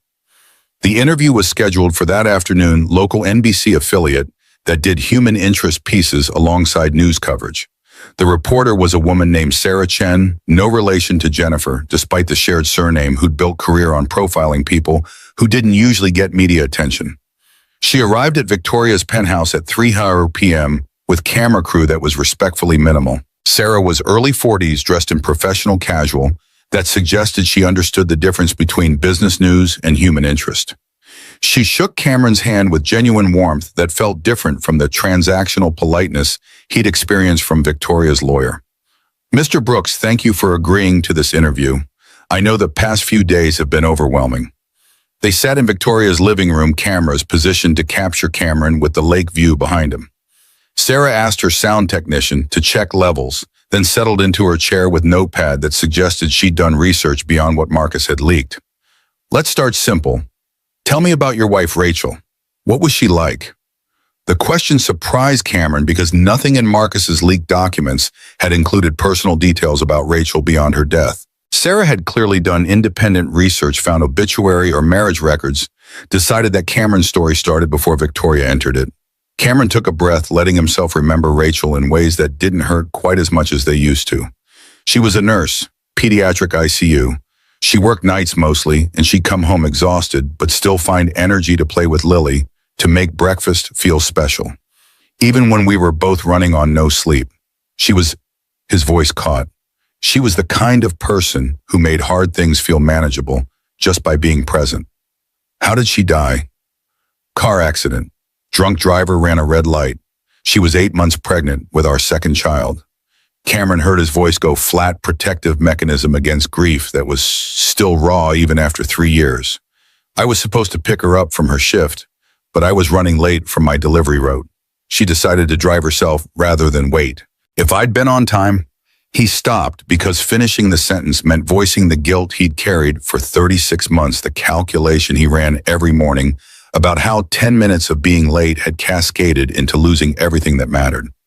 Sarah's voice was gentle. "That's a lot of weight to carry. Do you blame yourself?" "Every single day." "And Lily, how has she processed losing her mother?" Cameron glanced toward the hallway where Lily was playing in her room, Victoria reading to her from picture book about cats that Lily had selected from the pile they'd accumulated. "She still asks when mommy's coming home. We've explained death probably 200 times, but 4-year-olds don't process permanence the same way adults do. So I just keep explaining and hoping eventually it'll stick. That must be exhausting. Parenting is exhausting. Parenting while working 3 jobs to stay afloat is... Cameron searched for adequate descriptor. It's survival mode. You just do what needs doing and try not to think about whether you're doing it well enough. Sarah made note on her pad. The article this morning characterized your employment situation as instability. But from what I understand, you work maintenance at the Regency Crown, drive delivery routes, and pick up catering shifts. That's not instability. That's someone working 60-plus hours a week to provide for their child. Thank you for recognizing the difference. So when you met Victoria Sterling, how did that happen? The official story says you met professionally about a year ago. Cameron had memorized the timeline Jennifer constructed, but sitting in interview with cameras recording felt different from rehearsing with a lawyer. This was permanent record story that would define him if he couldn't deliver it convincingly. We met at a conference where Victoria was speaking. I was doing maintenance work at the venue. We started talking during breaks, discovered we had more in common than our economic differences suggested. The lies came easier than they should, details Jennifer had crafted sliding into place. We both understood what it meant to lose people. Her mother died when she was 19. My wife died 3 years ago. That shared grief created connection that went deeper than what our bank accounts suggested was possible. And your relationship developed from there? Slowly. Neither of us was rushing into anything. I had Lily to consider, and Victoria had her career. But over time, we realized that we made each other's lives better. That having a partner who understood pressure made pressure more bearable. Sarah leaned forward slightly. The article suggests you're financially motivated, that you saw opportunity and took it. What do you say to people who think you're with Victoria for her money? Cameron let himself feel the anger that question deserved, let it show on his face because manufactured calm would look like guilt. I say they're revealing their own prejudices about class and worth. I work 3 jobs. I provide for my daughter. I pay my bills, even when paying them means choosing between electricity and groceries. If people think I need to marry someone for money, that says more about how they value human dignity than it does about my character. Do you love her, Victoria? The question hit harder than Cameron expected because he didn't have an answer he was confident about. What he felt for Victoria was complicated gratitude for how she treated Lily, respect for her competence, growing affection that might be love or might just be proximity. But saying any of that on camera would undermine the narrative they were constructing. I love that she reads to Lily without being asked. I love that she works 16-hour days and still finds energy to build block towers. I love that she understands what it means to survive loss without letting loss define you. Cameron paused. Whether that's romantic love or deep respect, I'm still figuring out.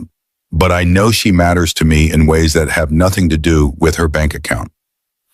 The interview continued for another 30 minutes, Sarah asking questions that let Cameron explain rather than defend, framing his story as working-class struggle rather than opportunistic gold digging. When she finally called, cut her expression suggested genuine sympathy rather than journalistic satisfaction. That was powerful testimony, Mr. Brooks. I think people will see you differently after this airs. The segment ran on evening news at 5:00 p.m. and was online by 5:17. Cameron watched it from Victoria's couch. Lily cuddled against his side, Victoria sitting in the chair across from them with tablets showing social media reactions in real time. The response was mixed but trending more positive than the morning's article had been. Comments praising Cameron's honesty, people sharing their own stories of financial struggle, parents relating to the exhaustion of working multiple jobs while raising children alone. Not universal approval, plenty of people still thought Cameron was opportunist, but enough support that the narrative was shifting from gold digger targets CEO to hardworking father finds unexpected love. Victoria looked up from her tablet expression, carrying relief she'd been trying to hide. It's working. The tide's turning. But Cameron barely heard her because his phone was ringing with number he recognized, Kevin from the Regency Crown, his maintenance supervisor who'd given him the gala shift that started this entire situation. Kevin's voice was apologetic and resigned simultaneously. Brooks, I need you to come in tomorrow morning. HR wants to talk to you. Cameron's stomach dropped because he knew exactly what HR wanted to talk about. Am I being fired?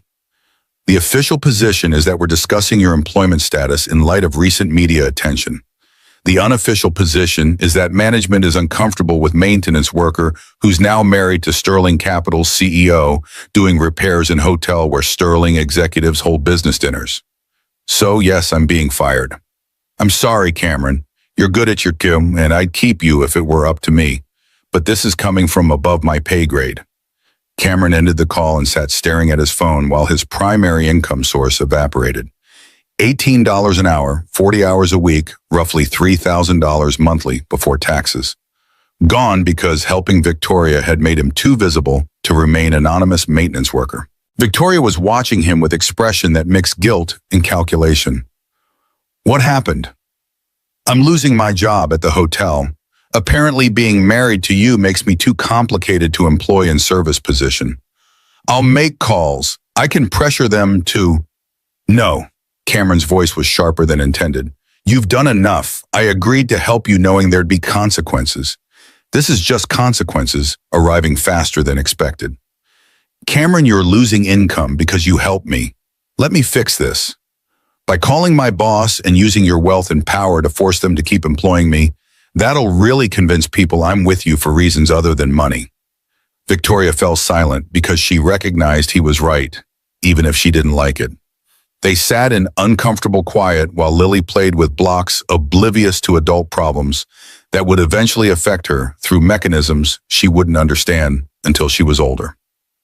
The Sterling Capital Board meeting was scheduled for Thursday morning emergency session called because 3 board members had formally requested discussion of Victoria's recent marriage and its implications for company leadership. Victoria spent Wednesday night preparing presentation about Meridian Holdings' partnership financial projections that demonstrated why the deal was strategically sound, regardless of anyone's opinions about her personal life. Thursday at 8:47 a.m., Victoria's father, Thomas Sterling, arrived at the penthouse unannounced. Cameron answered the door because Victoria was in the shower and Lily was watching cartoons. Thomas was 68, tall like his daughter, with silver hair and bearing that suggested decades of commanding rooms full of people who were afraid to disagree with him. He looked at Cameron with assessment that was both professional and personal, evaluating the man his daughter had supposedly married. You must be Cameron Brooks. Mr. Sterling, Victoria didn't mention you were stopping by. That's because I didn't tell her I was coming. We need to talk, man to man, before the situation gets any more complicated. Cameron stepped aside and let Thomas enter, aware that refusing would only create confrontation that Victoria would have to manage later. Thomas moved through his daughter's penthouse with familiarity that suggested he'd been here many times, settling into the chair that seemed designated for authority figures having serious conversations. Cameron sat on the couch, maintaining posture that was respectful without being deferential. Thomas studied him with intensity that felt like being X-rayed, looking for weaknesses or lies or whatever markers wealthy fathers use to evaluate men who'd married their daughters. I'm going to be direct because I don't believe in wasting time on diplomatic phrasing. Did you marry my daughter for her money? No, sir. I married your daughter because she needed help, and I was in position to provide it. The statement was technically accurate given their fake marriage, but Cameron knew Thomas would interpret it as romantic narrative rather than transactional arrangement. But you are aware that she's extraordinarily wealthy, that marrying her provides you with financial security you've never had working maintenance jobs. I'm aware that Victoria has resources I don't have, but I'm also aware that asking someone to value me based on my character while simultaneously benefiting from their wealth would make me hypocrite. So I haven't touched a penny of her money and I don't intend to. Thomas's expression shifted slightly, reassessing. Victoria said you refused payment for helping her, that you're living here but maintaining your own expenses. Is that accurate? Yes, sir. Why, most people in your situation would take what they could get. Cameron thought about how to answer honestly without revealing their arrangement was fake. Because if I take her money, everyone who thinks I'm opportunist gets to be right. And I'd rather struggle financially than prove that the people judging me were correct all along. Thomas stood and walked to the windows, looking out at the lake view that probably reminded him of building his empire from nothing. When he turned back, his expression was less hostile, but no less serious. Marcus has been calling me multiple times a day, telling me that Victoria's judgment is compromised, that she's making emotional decisions, that this marriage is evidence she's not fit to run Sterling Capital. He paused. What do you say to that? I say Marcus is man who tried to take over your daughter's company after you chose her instead of him. And I say that his opinion about Victoria's judgment is less about her actual competence and more about him not being able to accept that she's better at running Sterling Capital than he ever was. Strong words from maintenance worker talking about venture capitalist I trained for 15 years. Respectfully, sir, I don't care what Marcus's credentials are. I care that he's been stalking your daughter for 6 months trying to destroy her career because she refused to marry him. That's not business strategy. That's abuse disguised as concern. Thomas's jaw tightened. Are you calling me blind for not seeing it? I'm saying that sometimes people closest to situations can't see what's obvious to outsiders. You trained Marcus. You groomed him to marry Victoria and help run your company. It must be hard to accept that the person you invested 15 years developing turned out to be someone who'd weaponize that trust. They stood in silence for a moment, Thomas processing Cameron's words with expression that suggested he wasn't used to being challenged by people without business degrees and stock portfolios. Finally, Thomas spoke, voice carrying less hostility than when he'd arrived. Victoria says you're good with Lily, that you're patient father. I try to be. Rachel was better at it than I am, but I'm learning. My wife died when Victoria was 19. Cancer that we fought for 2 years before accepting we were going to lose. Thomas's voice went quieter.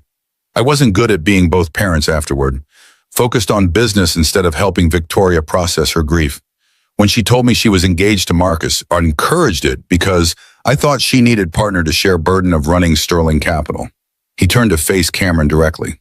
But maybe what she actually needed was someone who understood what it meant to lose person who defined your world and still have to keep functioning for people who depend on you. The vulnerability in Thomas's voice was unexpected crack in the authoritative facade revealing man who'd made mistakes he couldn't fix. Cameron didn't know how to respond, except with equal honesty. I don't know if I'm that person for Victoria. We're still figuring out what we are to each other. But I know that when she needed help, I was there, and I'll keep being there for as long as she needs me. Thomas studied Cameron for a long moment, then nodded with something that might have been approval. The board meeting is this morning. I'm going to recommend approval of the Meridian Partnership, and I'm going to tell the members who've been questioning Victoria's judgment that her personal life is none of their concern as long as Sterling Capital continues performing at current levels. Thank you, sir. Don't thank me. I'm not doing this for you. I'm doing it because Victoria's my daughter, and I should have been protecting her from Marcus instead of questioning her decisions. Thomas moved toward the door, then paused. But Cameron, if you hurt her, if you're playing some long game, I can't see. I will use every resource I have to destroy you. Am I clear? Crystal clear, sir. After Thomas left, Cameron found Victoria standing in the hallway dressed for the board meeting in suit that probably cost what Cameron used to earn in a month. She'd clearly heard the entire conversation, had been waiting to see if Cameron would defend her to her father without her present. You didn't have to do that. Stand up to him. Yes, I did. Someone needed to tell him that Marcus's problem, not you. Victoria crossed the space between them and pulled Cameron into a hug that was tight enough to communicate emotions she wasn't voicing. He held her, aware that they were blurring lines between fake and real, faster than was probably safe. When she pulled back, her eyes were bright with tears she was fighting. Thank you for everything, for lying to my father just now to protect our story, for defending me when you barely know me, for... I wasn't lying to your father. Everything I said about defending you from Marcus was true. The marriage might be fake, but my belief that you deserve better than what he's doing to you is real. Victoria stared at him like he'd said something profound instead of obvious. Then she kissed his cheek, brief, chaste, completely different from the desperate kiss that had started this entire situation, and left for the board meeting that would determine whether their gambit had worked. The evidence appeared by accident, the universe demonstrating that sometimes desperation led to preparation that looked like luck. Cameron had been going through papers Victoria had given him about Lily's enrollment at private school. She'd suggested forms requiring his financial information that would technically make him guardian on official documents. Mixed in with enrollment forms was folder labeled Sterling Capital, Executive Compensation Review. He'd opened it thinking Victoria had accidentally included work documents in papers meant for him. What he found instead made his hands start shaking. The folder contained financial records that shouldn't have existed outside secure servers, shell companies, offshore accounts, wire transfers that showed Marcus Ashford had been systematically embezzling from Sterling Capital for 4 years. $53 million moved through entities designed to hide ownership partnerships that existed only on paper investment funds that had no actual investors beyond Marcus himself. Cameron stared at the documents, trying to understand what he was seeing. The transfers had started small, 200,000 here, $500,000 there amounts, that would get lost in Sterling Capital's billion-dollar annual revenue. But they'd accelerated after Victoria became CEO. Marcus apparently escalating theft while simultaneously undermining her leadership. Cameron called Victoria, immediately interrupting her post-board meeting lunch with Meridian Holdings executives. Her voice was distracted, still in CEO mode. Cameron, this isn't great timing. I'm in the middle. You need to see something now. It's about Marcus. The tone shift was immediate, professional polish dropping away. What did you find? Evidence that's going to end his campaign permanently. But we need to secure it before he realizes it exists. Victoria arrived at the penthouse 47 minutes later with Jennifer Chen and 2 associates carrying equipment that looked designed for digital forensics. They spent 3 hours photographing documents, verifying authenticity through cross-referencing with public records, constructing legal case that would survive challenges from expensive defense lawyers. Jennifer's expression was grim satisfaction. This is federal embezzlement. If these documents are authentic, Marcus is facing decades in prison. But we need to verify everything before going public, because if we're wrong, he'll sue for defamation and win. They're real. Victoria's voice was hollow. I recognize some of these accounts. Marcus used to handle executive compensation reviews before I became CEO. He had access to shell companies we use for legitimate tax optimization. He weaponized that access. By Friday evening, they'd verified enough documentation to approach federal prosecutors. Jennifer had contacts at the U.S. Attorney's Office who specialized in financial crimes. Saturday morning, 3 FBI agents arrived at the penthouse to interview Victoria about Marcus's access to Sterling Capital's financial systems. Sunday morning, Marcus showed up. He bypassed building security, somehow made it to the 41st floor, started pounding on Victoria's door at 8:23 a.m., while Cameron was making breakfast and Victoria was reading to Lily in the living room. His voice carried through the door, rage barely controlled beneath volume that suggested he'd been drinking or was having breakdown, or both. I know you have them. Whatever documents you think you found, they're fake. You're trying to frame me because you can't handle that. I've been beating you legitimately. Victoria stood frozen, face draining of color. Lily looked up from her book with expression that showed she'd registered the adult fear, even if she didn't understand its cause. Cameron moved toward the door, pulling out his phone. Started recording before opening it because every instinct from emergency response training said document everything when situations escalated. Marcus was disheveled, suit, wrinkled hair, uncombed eyes carrying manic energy that suggested someone who'd lost control of narrative he thought he'd been managing. He saw Cameron and his rage redirected. This is your fault. You show up and suddenly she finds documents that have been secured for 4 years. You planted them. You're working with her to destroy me. Cameron kept his phone recording voice calm in ways that only enraged Marcus further. No one planted anything, and you need to leave before building security arrives. I will take everything from you. Marcus's voice dropped to something colder than shouting threat, delivered with precision that suggested he'd been planning this. Your jobs, your custody, your pathetic excuse for life. I will make sure everyone knows you're using your daughter to manipulate Victoria. That you're exploiting your dead wife to gain sympathy. He stopped himself, but not fast enough. Cameron's expression must have shown something dangerous because Marcus backpedaled, recognizing line he'd just crossed. I will destroy that little girl. Marcus's voice rose again, control slipping. I will make sure Child Protective Services investigates every aspect of your parenting. I will. Say that again. Cameron's voice was deadly quiet, still recording. About my daughter. Marcus seemed to realize his mistake, the way rage had made him vocalize threats he'd meant to implement quietly. But the words were already recorded, Cameron's phone capturing every syllable of Marcus threatening 4-year-old child. Building security arrived 2 men who'd been called when Marcus bypassed front desk. They escorted him out while he continued shouting about fake evidence and conspiracies, voice echoing in the hallway even after the elevator doors closed. Cameron locked the apartment door and turned to find Victoria standing in the living room with Lily pressed against her side. His daughter was crying quietly, scared by shouting she didn't understand, and Victoria was stroking her hair with movements that suggested she'd been comforting crying children despite never having had any. Daddy, who was that man? Lily's voice was small. Why was he so mad? Cameron knelt down eye level with his daughter. That was someone who made bad choices and is upset about consequences. But he's gone now. Security won't let him come back. You're safe. He said mean things about you. Yes, he did. But mean things don't change truth. I'm still your dad, and Miss Victoria is still helping us, and that man doesn't get to change anything real just because he's angry. Lily nodded but clung tighter to Victoria, clearly shaken by adult rage she'd witnessed. Cameron looked up at Victoria over his daughter's head and saw her expression, something that mixed protective fury with dawning realization that Marcus had just handed them a weapon that would end his campaign permanently. I have it recorded, every threat, including the one about Lily. Victoria's voice was steady.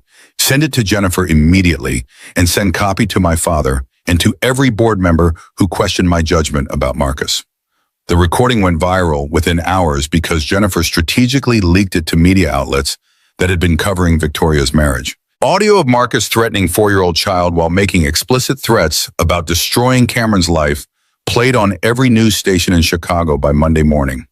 The narrative shifted instantly and completely. Marcus Ashford was no longer concerned board advisor, questioning CEO's judgment. He was unhinged ex-fiancé, threatening children on camera, while simultaneously embezzling millions from company he'd been trusted to protect. The Sterling Capital Board called emergency meeting Monday afternoon. Thomas Sterling formally recommended Victoria's Meridian Holdings partnership be approved unanimously. Every board member who'd questioned her judgment about Cameron issued formal apologies. Marcus was formally removed from all advisory positions.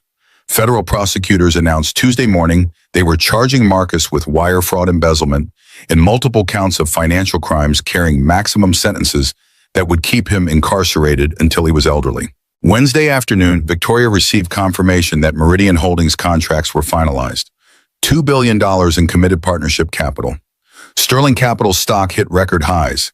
Business press published think pieces about how Victoria had successfully navigated personal crisis while closing historically significant deal. Thursday morning, Cameron woke up in the guest room of Victoria's penthouse and realized that their agreed-upon 2 weeks had elapsed. The crisis they'd been managing was over. Marcus was facing federal charges. Victoria's position was secure. The Meridian contracts were signed, which meant their arrangement, the fake marriage, the living together, the constructed intimacy was no longer necessary. He found Victoria in her home office, staring at her laptop with expression he couldn't quite read. She looked up when he entered, and something flickered across her face that might have been the same realization he had just had. It's over. Her voice was carefully neutral. Everything we were trying to accomplish. Marcus is done. The partnership is you can go home now. The word home landed wrong because Cameron wasn't sure where home was anymore. The 2-bedroom apartment he'd been living in for 3 years felt distant and small compared to the space they'd been occupying. But this penthouse wasn't his home either. It was temporary refuge that had always had expiration date. Right, back to normal. Whatever normal means at this point. Victoria stood and walked to her windows, looking out at the lake view that Cameron had gotten used to waking up to. Her shoulders were tense in ways that suggested she was fighting some internal battle she wasn't ready to voice. I should thank you for everything, for lying to my board, for defending me to my father, for letting Marcus threaten your daughter so we'd have recording that would destroy him. Her voice cracked slightly.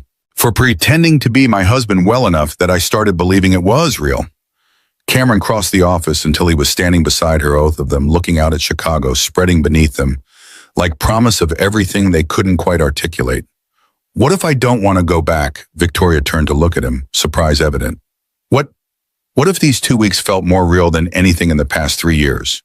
What if living here with you and watching you read to Lily and building this, whatever this is, what if that matters more than maintaining the fiction that we're just helping each other through temporary crisis? Cameron, you don't want this.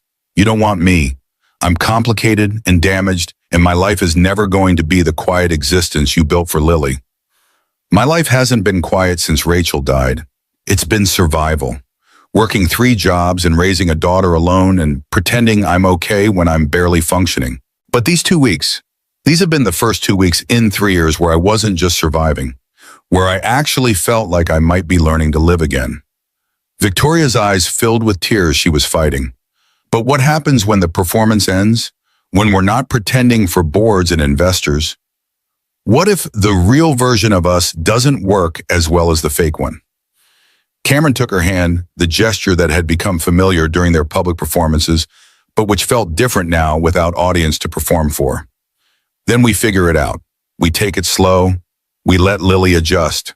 We navigate all the complicated reality that comes after fake marriage ends and real relationship starts. But Victoria, I don't want to go back to my apartment and pretend these weeks didn't change everything.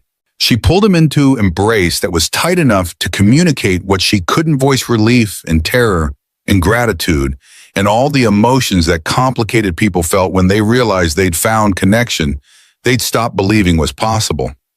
When she finally spoke, her voice was muffled against his shoulder. Lily's going to think I'm crazy. Lily asked me last week if you were going to be her new mom. I think she's already made peace with this being real. They stood holding each other while the city moved beneath them, and Cameron understood that helping someone for 10 minutes had cascaded into helping for 2 weeks, had cascaded into realizing that sometimes the people you saved ended up saving you right back. They took it slow, despite neither of them being particularly good at slow. Cameron moved back to his apartment, but Victoria visited 3 times a week, learning to exist in spaces where furniture wasn't arranged by professionals, and dinner meant whatever Cameron could cook on a budget. Lily adjusted through asking questions. Why doesn't Miss Victoria live with us anymore? When is she coming back? Can we go to her house with the bubble bath? 6 months of slow revealed patterns they'd been too crisis-focused to notice. Victoria had control issues that made delegating impossible, worked 16-hour days, forgot to eat when stressed. Cameron had hypervigilance from 3 years of survival mode, struggled to accept help, carried guilt about Rachel that therapy was helping, but hadn't resolved. They attended family counseling, not couples therapy because they weren't technically couple yet, but sessions focused on blending their complicated histories into something that might work long-term. Lily had her own therapist, child psychologist, who specialized in helping kids process loss in family transitions. Cameron quit the delivery job but kept maintenance position at a different hotel, enrolled in night classes for engineering certification that Rachel had always encouraged. Victoria cut her hours at Sterling Capital, delegated more to her executive team, started attending Thomas's family dinners, where she'd previously made excuses to avoid. Marcus pleaded guilty to federal charges in exchange for a reduced sentence, 15 years minimum. His trial would have destroyed Sterling Capital's reputation, so prosecutors accepted plea that kept details relatively private. Thomas visited him once and, holding a return looking older than his 68 years, never spoke about what they'd discussed. Victoria proposed on a Sunday afternoon in the park where Lily had been insisting they take her to feed ducks that weren't actually ducks but geese who were aggressive about bread distribution. They were walking back toward Cameron's apartment, Lily holding both their hands in configuration she called building a bridge, when Victoria stopped suddenly. I need to ask you something. You can say no. Most people would probably say no, but I have to ask. Lily looked up with curious expression that suggested she sensed something important was happening. Cameron raised an eyebrow, waiting. Victoria knelt down to Lily's level. First, the gesture she'd learned meant you were having serious conversation with children. Lilybug, I need to ask your dad something important, but I wanted to ask you first if it would be okay with you. Lily's eyes went wide. Are you going to ask if you can be my real mom? Sort of. I'm going to ask your dad if he wants to marry me for real this Chimican, not pretend like we were doing before, actually married, which would mean I'd be in your family permanently, but only if that's okay with you. Lily didn't hesitate. She threw her arms around Victoria with force that nearly knocked her over. Yes, yes, yes, yes, I want you to be my mom forever. Victoria caught Cameron's eye over Lily's shoulder, and he saw vulnerability there that she'd been hiding throughout their months of slow. This wasn't CEO making strategic move. This was woman who'd found family she'd stopped believing existed and who was terrified of being rejected. Cameron pulled them both into embrace that felt like answering question without words. But Victoria apparently needed actual words because when they separated, she looked at him expectantly. Is that a yes? That's a yes to all of it. The marriage, the family, the complicated, messy, beautiful reality of building life together. Yes, Lily cheered with volume that attracted attention from other park visitors. Victoria laughed through tears, pulled Cameron close, and kissed him with none of the desperation from the gala 2 years ago. This was kiss that tasted like hope instead of panic, future instead of survival. They were married 6 months later in ceremony that was still small, but significantly less fictional than the courthouse wedding Jennifer Chen had invented. Thomas walked Victoria down the aisle. Mrs. Rodriguez stood as Cameron's best friend tissues ready. Lily was flower girl who took her duties very seriously, scattering petals with concentration that made the entire audience laugh. At the reception, Thomas approached Cameron during the dancing expression, carrying something that might have been approval or might have been resignation, that his daughter was happy in ways he hadn't predicted. You kept your promise. You've been there for her. I'll keep being there for as long as she'll have me. My wife used to say that the measure of a man wasn't what he did when success was easy. It was what he did when survival was hard. Thomas paused. You survived and helped her survive simultaneously. That's rare. Cameron didn't know how to respond except with honesty. I'm still figuring out this whole being married to a CEO thing. Pretty sure I'm going to mess it up regularly. Good. Marriage that's too perfect isn't real. Marriage that survives imperfection is worth having. Years later, Cameron would think back to the night Victoria had grabbed his collar in desperate panic and wonder what would have happened if he'd said no. If he'd extracted himself from the situation and returned to his 3 jobs and careful invisibility, he'd probably still be working maintenance, still barely surviving, still teaching Lily that life was struggle to be endured rather than gift to be experienced. Instead, he'd said yes to helping someone for 10 minutes, which had become 2 weeks, which had become lifetime of waking up next to someone who understood that survival was just the first step toward actually living. Lily grew up asking when people needed help, were you supposed to help them? And Cameron would say yes, always yes, because sometimes helping someone changed your life in ways you couldn't predict, but which turned out to be exactly what both of you needed.